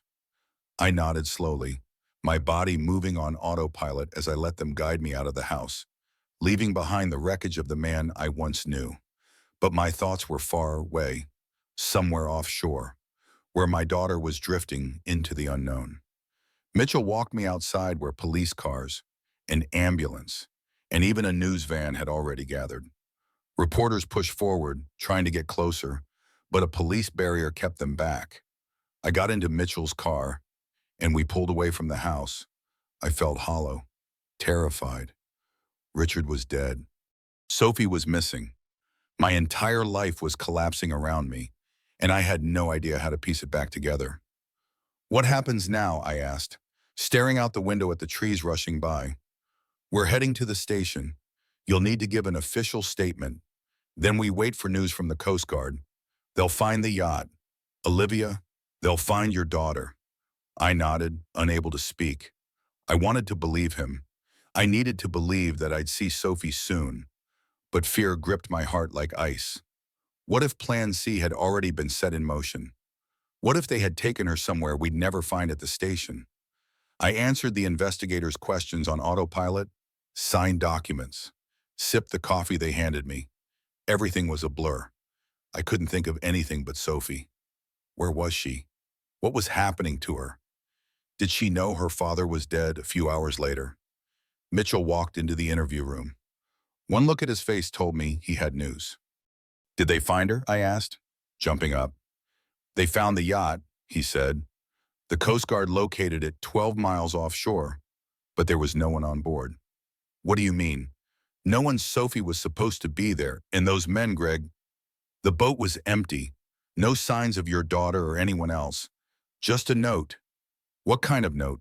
Mitchell pulled a plastic evidence bag from his pocket. Inside was a folded piece of paper. Our forensic team already processed it. The fingerprints match a man named Gregory Walters, previously convicted for kidnapping and extortion. He was one of your husband's bodyguards. He unfolded the note so I could read it through the plastic. Plan C activated. Cargo transferred. Awaiting further instructions at point C. Cargo, I repeated, the word hitting me like a punch. They're calling my daughter Cargo. It's standard jargon in operations like these. Cargo refers to the kidnapping target. Point C is likely a prearranged rendezvous point. Where is it? What is point C? We don't know yet, but we're working on it. We're combing through all of your husband's contacts, his network, the places he frequented. If there's a pattern, we'll find it, but it could take days, maybe weeks. And what about Sophie in the meantime? What will they do to her? As long as she's useful to them, they'll keep her safe. They're waiting for orders from your husband. Orders that will never come because he's dead. That gives us the advantage time. Or the opposite, I countered. When they realize Richard isn't going to contact them, they might panic. They could do something reckless. They could get rid of her. Mitchell looked at me with deep concern. I understand your fear, but these men are professionals. They won't act on emotion. They'll wait. And we have one card they don't know about, he added. What card? Your husband's phone. We can use it to reach out to the kidnappers. Pretend Richard is still alive. Set up a meeting for a money drop. And when they show up, we take them down. I hesitated. The plan was risky, but it was a plan. And you really think they'll believe it, that they won't suspect anything? We'll be careful. We'll use messages only, no calls. If they've seen news about your husband's death, we'll claim it was disinformation. Something leaked to throw off law enforcement. It could work. And if it doesn't, what if they get suspicious? Then we move to plan B. We continue tracking through other channels. We'll search every known safe house, contact every known associate. Sooner or later, we'll find them. Sooner or later, I repeated. And what happens to Sophie in the meantime? Mitchell didn't answer. He had nothing comforting to say. We both knew time was our enemy. The longer Sophie stayed in their hands, the slimmer the chances of getting her back safely. I want in on the operation, I said firmly. I want to know everything, every step, every decision. That's against protocol. You're a civilian. She's my daughter. And if you want my full cooperation, if you want my help in any way I can give it, you'll keep me informed. Non-negotiable. Mitchell studied me for a moment, then nodded slowly. All right, but you have to promise no interference in the operation, no acting on your own, no contact with the kidnappers unless it goes through us. Understood. Yes, I promise. Just then, there was a knock at the door and a young officer stepped inside. Captain, you've got a call. They say it's urgent. Mitchell stepped out, leaving me alone in the office. I stared out the window at the city lights flickering to life, people hurrying home from work.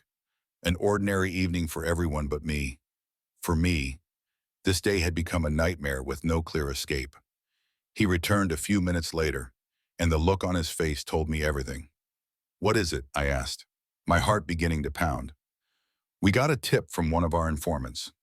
It seems your husband owed a large sum to a certain group of people, the kind of people you don't want to be in debt to, and they might be involved in Sophie's abduction. What kind of people? An organized crime syndicate specializing in racketeering and illegal gambling. According to what we know, your husband owed them around $5 million, money he didn't have, and they took Sophie as collateral until he paid it back. Possibly, or maybe she's part of a different plan altogether. We're still digging through the details. I sank into the chair, feeling the strength drain from my body. 5 million, I don't have anything close to that. This isn't about paying a ransom, Mitchell said quickly. We don't negotiate with criminals. We'll find your daughter and bring her home. No deals. But I heard the hesitation in his voice. He didn't believe what he was saying. Not completely. If Sophie was really in the hands of an organized crime ring, every minute counted, and our odds were dwindling. What do I do? I asked, tears threatening to spill over. Tell me what I can do to bring my daughter back. Mitchell sat across from me, his expression grave. Help us find point C. Think, was there a place that meant something to your husband? Somewhere significant, maybe connected to the letter C. I closed my eyes and tried to focus. A place tied to the letter C. Crystal Bay, where we used to walk sometimes. Cedar Park, the little garden Richard built in our backyard. Chanel, his favorite place to take me when shopping. And then it hit me. Cowgo Lake. We used to go there. We had a summer house. Richard loved that place. He used to say it was the only place where he felt at peace. When was the last time you were there? Not in the past few years. Richard said the house needed too many repairs, that it wasn't worth keeping it up in such a remote spot. I thought maybe he even sold it, but I'm not sure. Do you remember the address? Yes, Cedar Falls Village, Pine Road. Number 7. It's about an hour from the city. Mitchell immediately grabbed his phone and began issuing orders. I listened as he coordinated the operation, deploying the tactical team, requesting intel on the house and surrounding area. And I prayed that my hunch was right, that Sophie was there, that she was safe. When he finished the call, he turned to me. We're heading there now. The tactical unit will arrive in an hour. They'll surround the property, conduct reconnaissance, and if Sophie is inside, we'll get her out. You'll stay here under guard. I'll keep you updated. No, I said firmly. I'm going with you. That's not possible. This is a police operation, not a family trip. It could be dangerous. I'm not asking to join the raid. I just need to be nearby. I'll wait in the car if I have to, but I need to be there when you find my daughter. I need to see that she's okay. Mitchell looked like he wanted to argue, but after seeing my determination, he relented. All right, but you'll remain at a safe distance, under protection, and you will not interfere with the operation. Promise me that. I promise. We left 20 minutes later. I sat in the back seat of a police vehicle, Mitchell in the front beside the driver. Several unmarked cars followed behind us. The tactical team had already been dispatched ahead of us to prep the area. The drive felt endless. Every minute stretched like an hour. I stared out the window at the darkening woods, wondering what lay ahead. Would we find Sophie? Or would it be another dead end? Mitchell stayed on the line with command the entire ride. Every now and then, he turned slightly to update me. The teams arrived. They're doing recon now, gathering intel. Finally, we turned off the main road onto a narrow forest path. A few kilometers in, we pulled into a clearing where several unmarked police vehicles were already parked. Wait here, Mitchell said. Stepping out of the car, he walked over to a group of officers huddled near one of the vehicles, leaning over something. I realized it was a map. They were going over the plan. I sat frozen in the back seat, unable to take my eyes off them. They pointed, nodded, moved their hands across the map. Then Mitchell broke away and returned to me. The house is under surveillance, he said, sliding into the back seat beside me. Our team saw movement inside, at least 3 men, possibly a woman or a girl, but we can't confirm. It's hard to tell. The windows are covered. It has to be Sophie, I said with rising hope. It has to be her. We're hopeful. The team is moving into position now. Once they're ready, we'll initiate. How will it go down? We'll attempt contact first. Give them a chance to surrender peacefully. If they don't respond, we go in, but we'll proceed with extreme caution. There may be a hostage inside. I nodded, my heartbeat pounding in my chest. The minutes dragged by. Mitchell exchanged rapid updates through his radio, issuing short, calm commands. Then he turned to me. They're ready. It's about to start. I held my breath, staring into the trees. The house wasn't visible from our position. Suddenly, a loud, amplified voice broke through the stillness of the night forest. This is the police. The house is surrounded.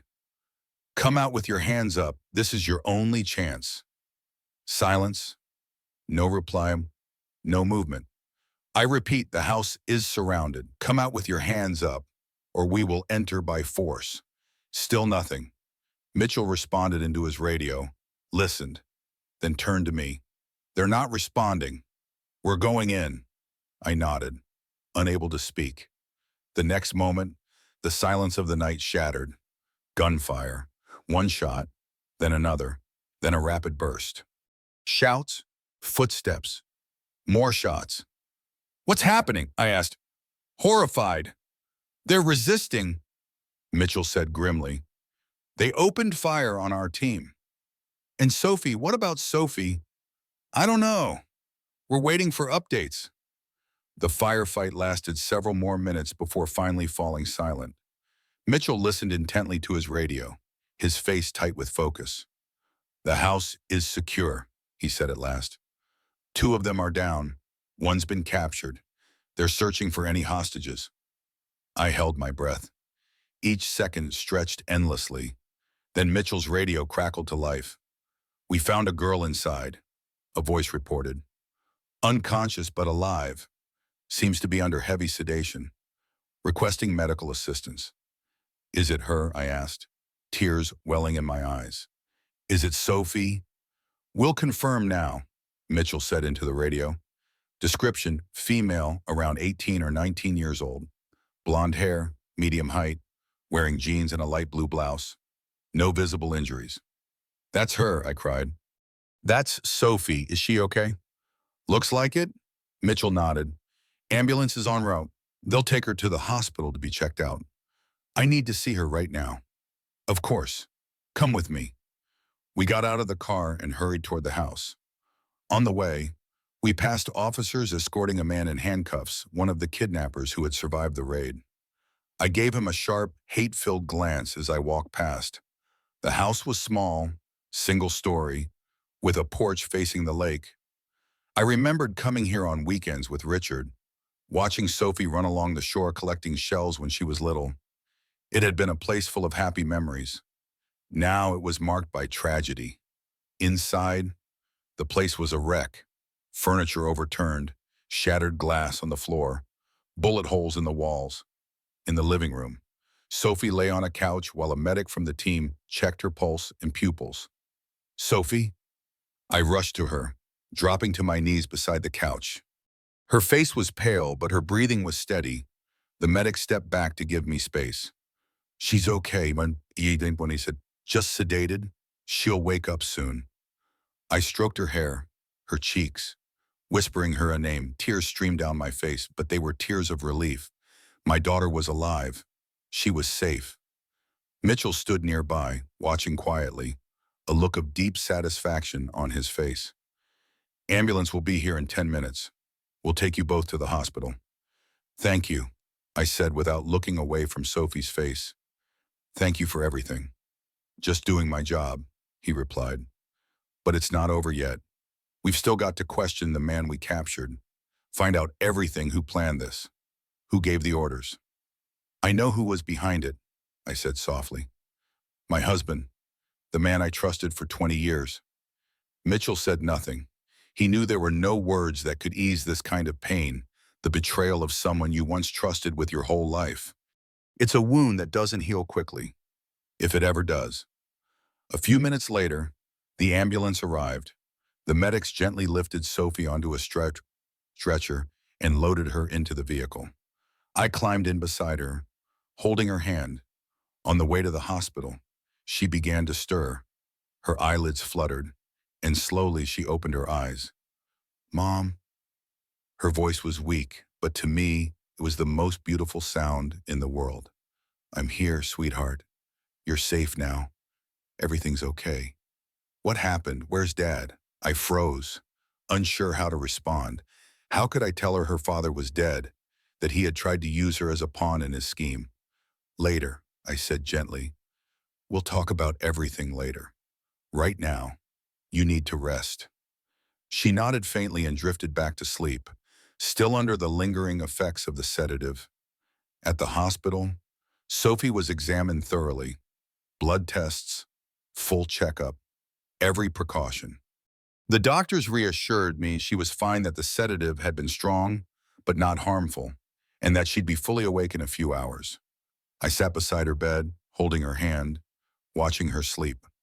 My thoughts were racing. What would I say when she woke up? How would I explain that her father was gone, that he had tried to kill me, that he had used her in his plan? Mitchell stepped into the room around midnight. He looked tired, but there was satisfaction in his eyes. How is she? He asked quietly, nodding toward the sleeping Sophie.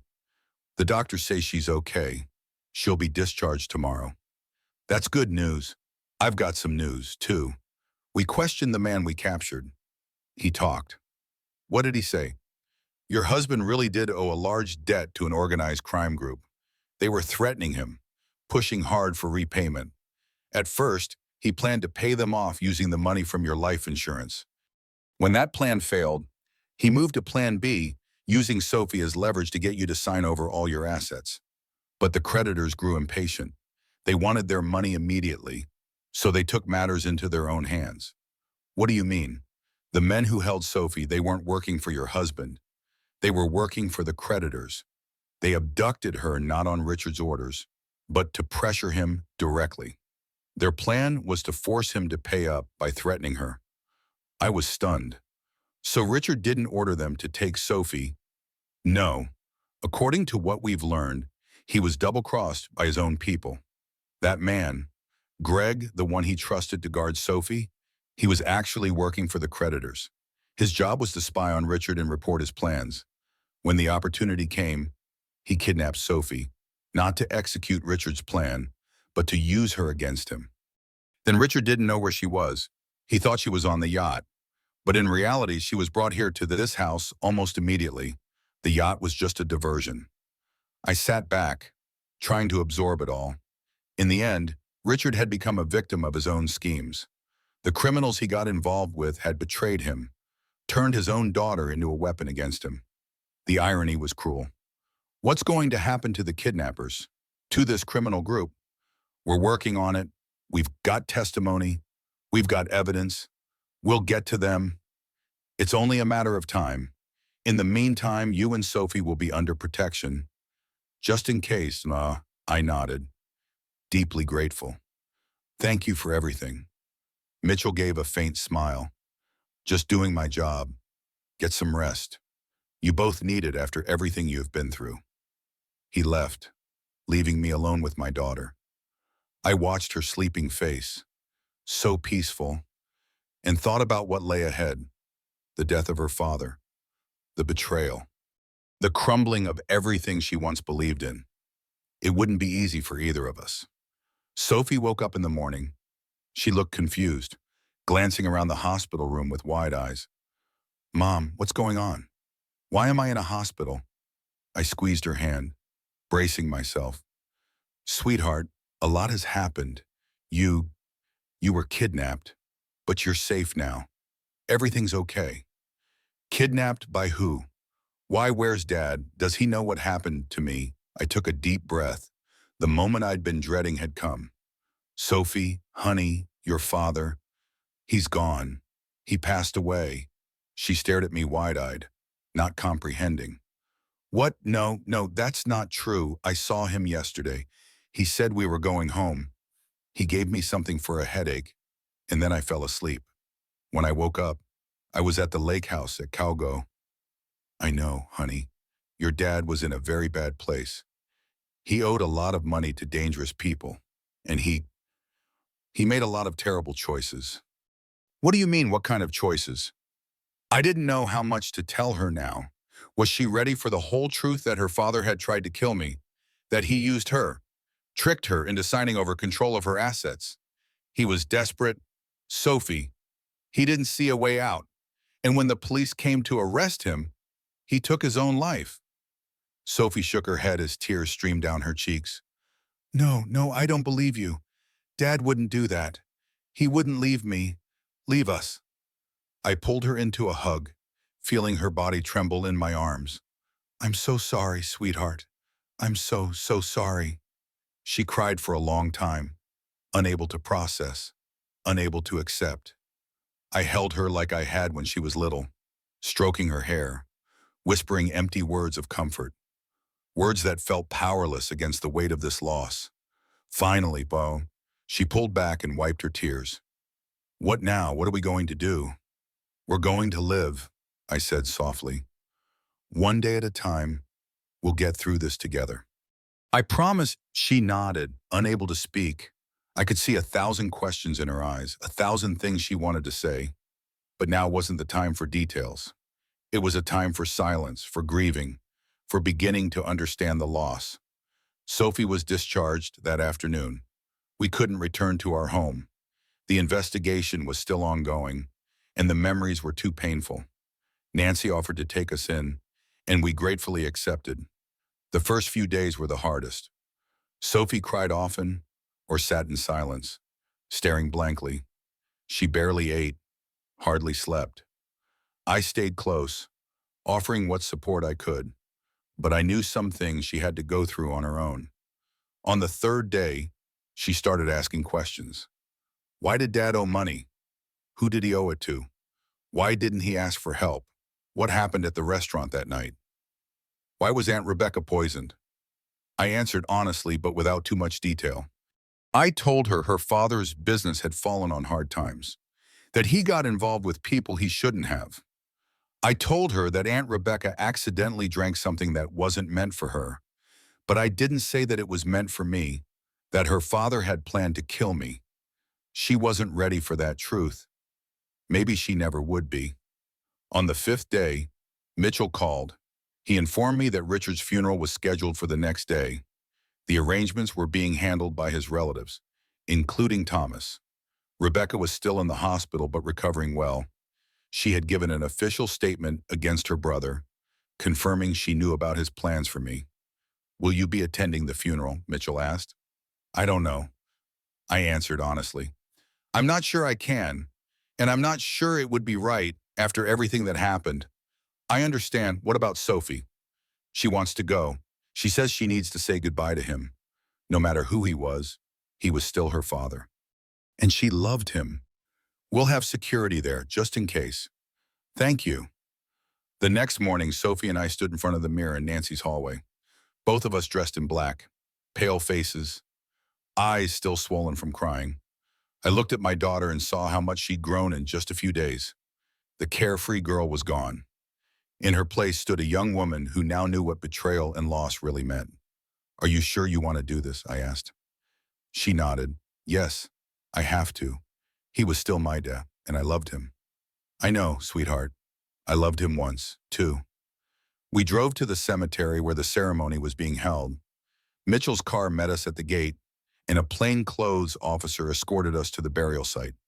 There weren't many people, some of Richard's colleagues, a few distant relatives, and Thomas, standing alone by the grave. When we approached, he looked up.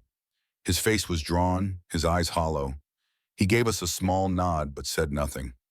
What could be said in a moment like that? The ceremony was brief and quiet. No long eulogies, no heartfelt speeches, just a farewell to a man who left too soon, too tragically, and with too many questions left behind. After the service, Thomas came up to us. May I speak with you alone, Olivia? He asked quietly. I nodded to Sophie to wait by the car and turned to my father-in-law. I'm listening. I wanted to say I'm sorry, he said, looking me in the eye, for everything my son did, for everything you had to go through. I didn't know it would go this far. By the time I realized, it was too late. You're not to blame, I told him. You tried to warn me. You helped me. Too late, too little. I should have stopped him earlier. I should have seen where he was heading. He was always ambitious, always chasing more. But I never thought he'd become capable of something like this. None of us did, not even me. And I lived with him for 20 years. He stood silently for a moment, staring at the fresh grave. What will you do now? I don't know. Try to rebuild. Help Sophie get through this. One day at a time. If you ever need anything at all, I'll help. Thank you. I appreciate it. Sophie does too. We said goodbye, and I walked back to the car where my daughter was waiting. She looked at me with a silent question, but I just shook my head. Not now. Not here. Not among graves and grief. On the way home, Sophie suddenly asked, Mom, what happened to Aunt Rebecca? That was Dad, wasn't it? He tried to poison her. I froze. How do you know? What did you see? I'm not blind, Mom, and I'm not stupid. I saw him drop something into a glass. I thought it was a joke or some weird prank. But then Aunt Rebecca got sick, and I started to suspect something. And when she was in the hospital, saying Dad wanted to hurt someone, and that you switched the glasses, I put it together. I didn't know what to say. How do you tell your daughter that her father tried to kill her mother? It's true, isn't it? Sophie continued. He tried to kill you, and you switched the glasses with Aunt Rebecca's, not knowing what was in it. You were just protecting yourself. I couldn't speak. Tears welled in my eyes. This was the moment I'd feared most. The moment my daughter would have to face the full truth about her father. Yes, I said at last. It's true. I saw him pour something into my glass when he thought I wasn't looking. I was scared. I didn't know what it was. I didn't know what to do. I switched the glasses without thinking. It was instinct. Maybe it wasn't the right choice. But in that moment, I was just trying to survive. Sophie stared silently out the window. Her face was still, but I saw a tear sliding down her cheek. Why did he want to kill you? She asked quietly. I sighed. Money. His business was falling apart. He was deep in debt. My life insurance, my share of the house, everything would have gone to you. And he had that power of attorney you signed. Remember the one he said was to protect your assets from taxes with it. He could control everything that came to you from me. So he used me to get to your money. Yes, sweetheart, I'm so sorry. She buried her face in her hands, her shoulders shaking with sobs. I held her, trying to comfort her, though I knew there were no words to mend that kind of wound. The betrayal of a father she had idolized her whole life was a blow too heavy to bear. I'm so sorry, Sophie. Sorry you have to go through this. Don't apologize, she said, wiping her tears. It's not your fault. It's him. He ruined everything. We returned to Nancy's, both exhausted, emotionally drained. Nancy met us with warm tea and gentle compassion, asking no questions. Sophie went straight to her room, saying she needed to be alone. I didn't push. She needed space to process. How is she? Nancy asked when we were alone. Devastated. She knows the truth about her father, about what he tried to do to me, about how he used her. It's just too much. She's a strong girl, and she has you. You'll get through this. I hope so. But how do you live with something like that? How do I help her move forward? One day at a time, Nancy said. That's how we all get through tragedy. One day at a time. The next morning, Sophie came to breakfast with puffy eyes but a determined expression. I want to revoke the power of attorney, she said. The one I gave Dad. I don't want anyone else controlling my money or property but me. Of course, I nodded. We can take care of that today if you'd like. And one more thing, I want to know everything. The full truth. No more hiding. I have a right to know. I looked at her. So young, yet so resolute. She was right. She deserved to know. All right, but it won't be easy. I know, but I need to understand. I need to know how he became that man. That day, we went to the lawyer Mitchell had recommended. The power of attorney was revoked quickly. Then the attorney explained what would happen with Richard's estate after his death. By law, his estate is split between the two of you, he said, looking at us both. As his wife and daughter, you are first in line to inherit. But there's a catch. Your husband's business is in serious trouble. His debts exceed his assets. If you accept the inheritance, you also inherit the debts. What do you suggest? I asked. Refuse the inheritance. Both of you debt. That will protect you from the creditors. You have your own assets, separate from your husband's business. The house you lived in is jointly owned, but your share is protected. Any accounts in your name are safe. You won't lose them. Sophie and I exchanged a glance and nodded. Neither of us wanted anything to do with what was left of Richard's life. Too much pain, too many lies. We refuse, I said. Please prepare the paperwork. On the way home, Sophie asked, what's going to happen to Grandma and Grandpa and Aunt Rebecca? I don't know, I answered honestly. Victoria will probably stay with Rebecca. They've always been close. Thomas, he offered to help, but I don't know if we'll stay in close contact. There's just too many memories, too much pain. But Grandpa helped you. He warned you about the danger. Yes, he did, and I'm grateful. Maybe in time, once the wounds have started to heal, we'll see each other again. Sometimes, if you want to. I don't know what I want, Sophie admitted. Everything feels so confusing. I loved Dad. I loved our family. And now it's all gone, and I don't know how to feel, who to trust. Trust yourself, I said gently, squeezing her hand. Your heart, your instincts, they won't let you down. That evening, after Sophie had fallen asleep, emotionally drained from everything, I sat in the kitchen with Nancy, speaking quietly. What are you going to do now? She asked. I don't know, maybe sell our share of the house. There's too much pain there, too many memories. I'll find something new, something just for me and Sophie. And work. Will you go back to the college? Yes, definitely. I need to work. And I love teaching. It gives life some stability, some sense of normal. You're strong, Liv. You always have been. You'll get through this. I have to. For Sophie.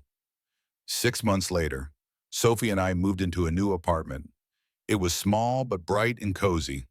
We sold our share of the house and put the money into an account for Sophie, for her future education and independence. I took on a full teaching load at the college, even added extra hours. Work helped keep the memories at bay. Sophie changed too. She grew more serious, more thoughtful. She read books on psychology, trauma, and how people cope with betrayal and grief. She was looking for answers, looking for healing, and slowly she was finding it. I'm thinking of going back to university next semester, she said one night over dinner. But I want to change my major from economics to psychology. I want to help people who've been through trauma like us. I smiled, pride swelling in my chest. That's a wonderful idea. You'd make an amazing psychologist. I think it'll help me, too, to understand what happened to Dad, why he changed, why he became that person. Some questions may never have answers, sweetheart. Some wounds may never fully heal, but we learn to live with them. We learn to move forward. 1 year after the events that changed our lives, I received a letter. No return address. The handwriting on the envelope unfamiliar. Inside was a folded piece of paper and a key. Small, old, slightly rusted. I unfolded the letter and began to read. Dear Olivia, if you're reading this letter, it means I found the courage to send it. I've spent a long time wondering if I should stir up the past, cause you more pain. But in the end, I decided you have a right to know. You're probably surprised to hear from me. Someone who was never kind to you, who always thought you weren't good enough for her brother. I'm not going to ask for forgiveness. What I did is unforgivable, but I want you to know the truth. Richard didn't plan to kill you, at least not at first. The idea was mine. When I learned about his financial problems, about the debts, about the fact that his business was on the brink of collapse, I offered him a solution. Simple, brutal, effective. I told him life would be easier without you, that your life insurance would help pay off the debts, that the power of attorney from Sophie would let him control all the assets. At first, He refused. He was horrified, but I kept pressing. Day after day, week after week, I chipped away at his resistance, told him it was the only way, that he was going to lose everything otherwise, that you never really loved him, that you were with him for the money, the status. I lied. I manipulated. I pushed, until eventually, he gave in, until he agreed to my plan. I organized everything, found the drug, one that wouldn't leave traces, calculated the dose, chose the perfect day, your wedding anniversary, a family dinner, everyone together, everyone drinking wine. No one would suspect foul play, but something went wrong. You saw him add something to your glass. You switched our glasses, and I drank what was meant for you. Fitting irony, isn't it? When I woke up in the hospital and found out what had happened, that Richard was dead, that you and Sophie had gone through hell because of me, I couldn't live with it. I couldn't face you, or our father, or myself. So I left. I started a new life. I've been trying to make amends, though I know that's impossible. The key I've included with this letter is to a bank deposit box. Father knows which one. Inside, you'll find documents, proof of my guilt, my confession, notarized and recorded, and something else. Results from a medical exam Richard had not long before everything happened. He had a brain tumor, inoperable. The doctors gave him less than a year to live. He never told anyone, not you, not Sophie, not even me. I found the report by accident while going through his papers, looking for financial documents.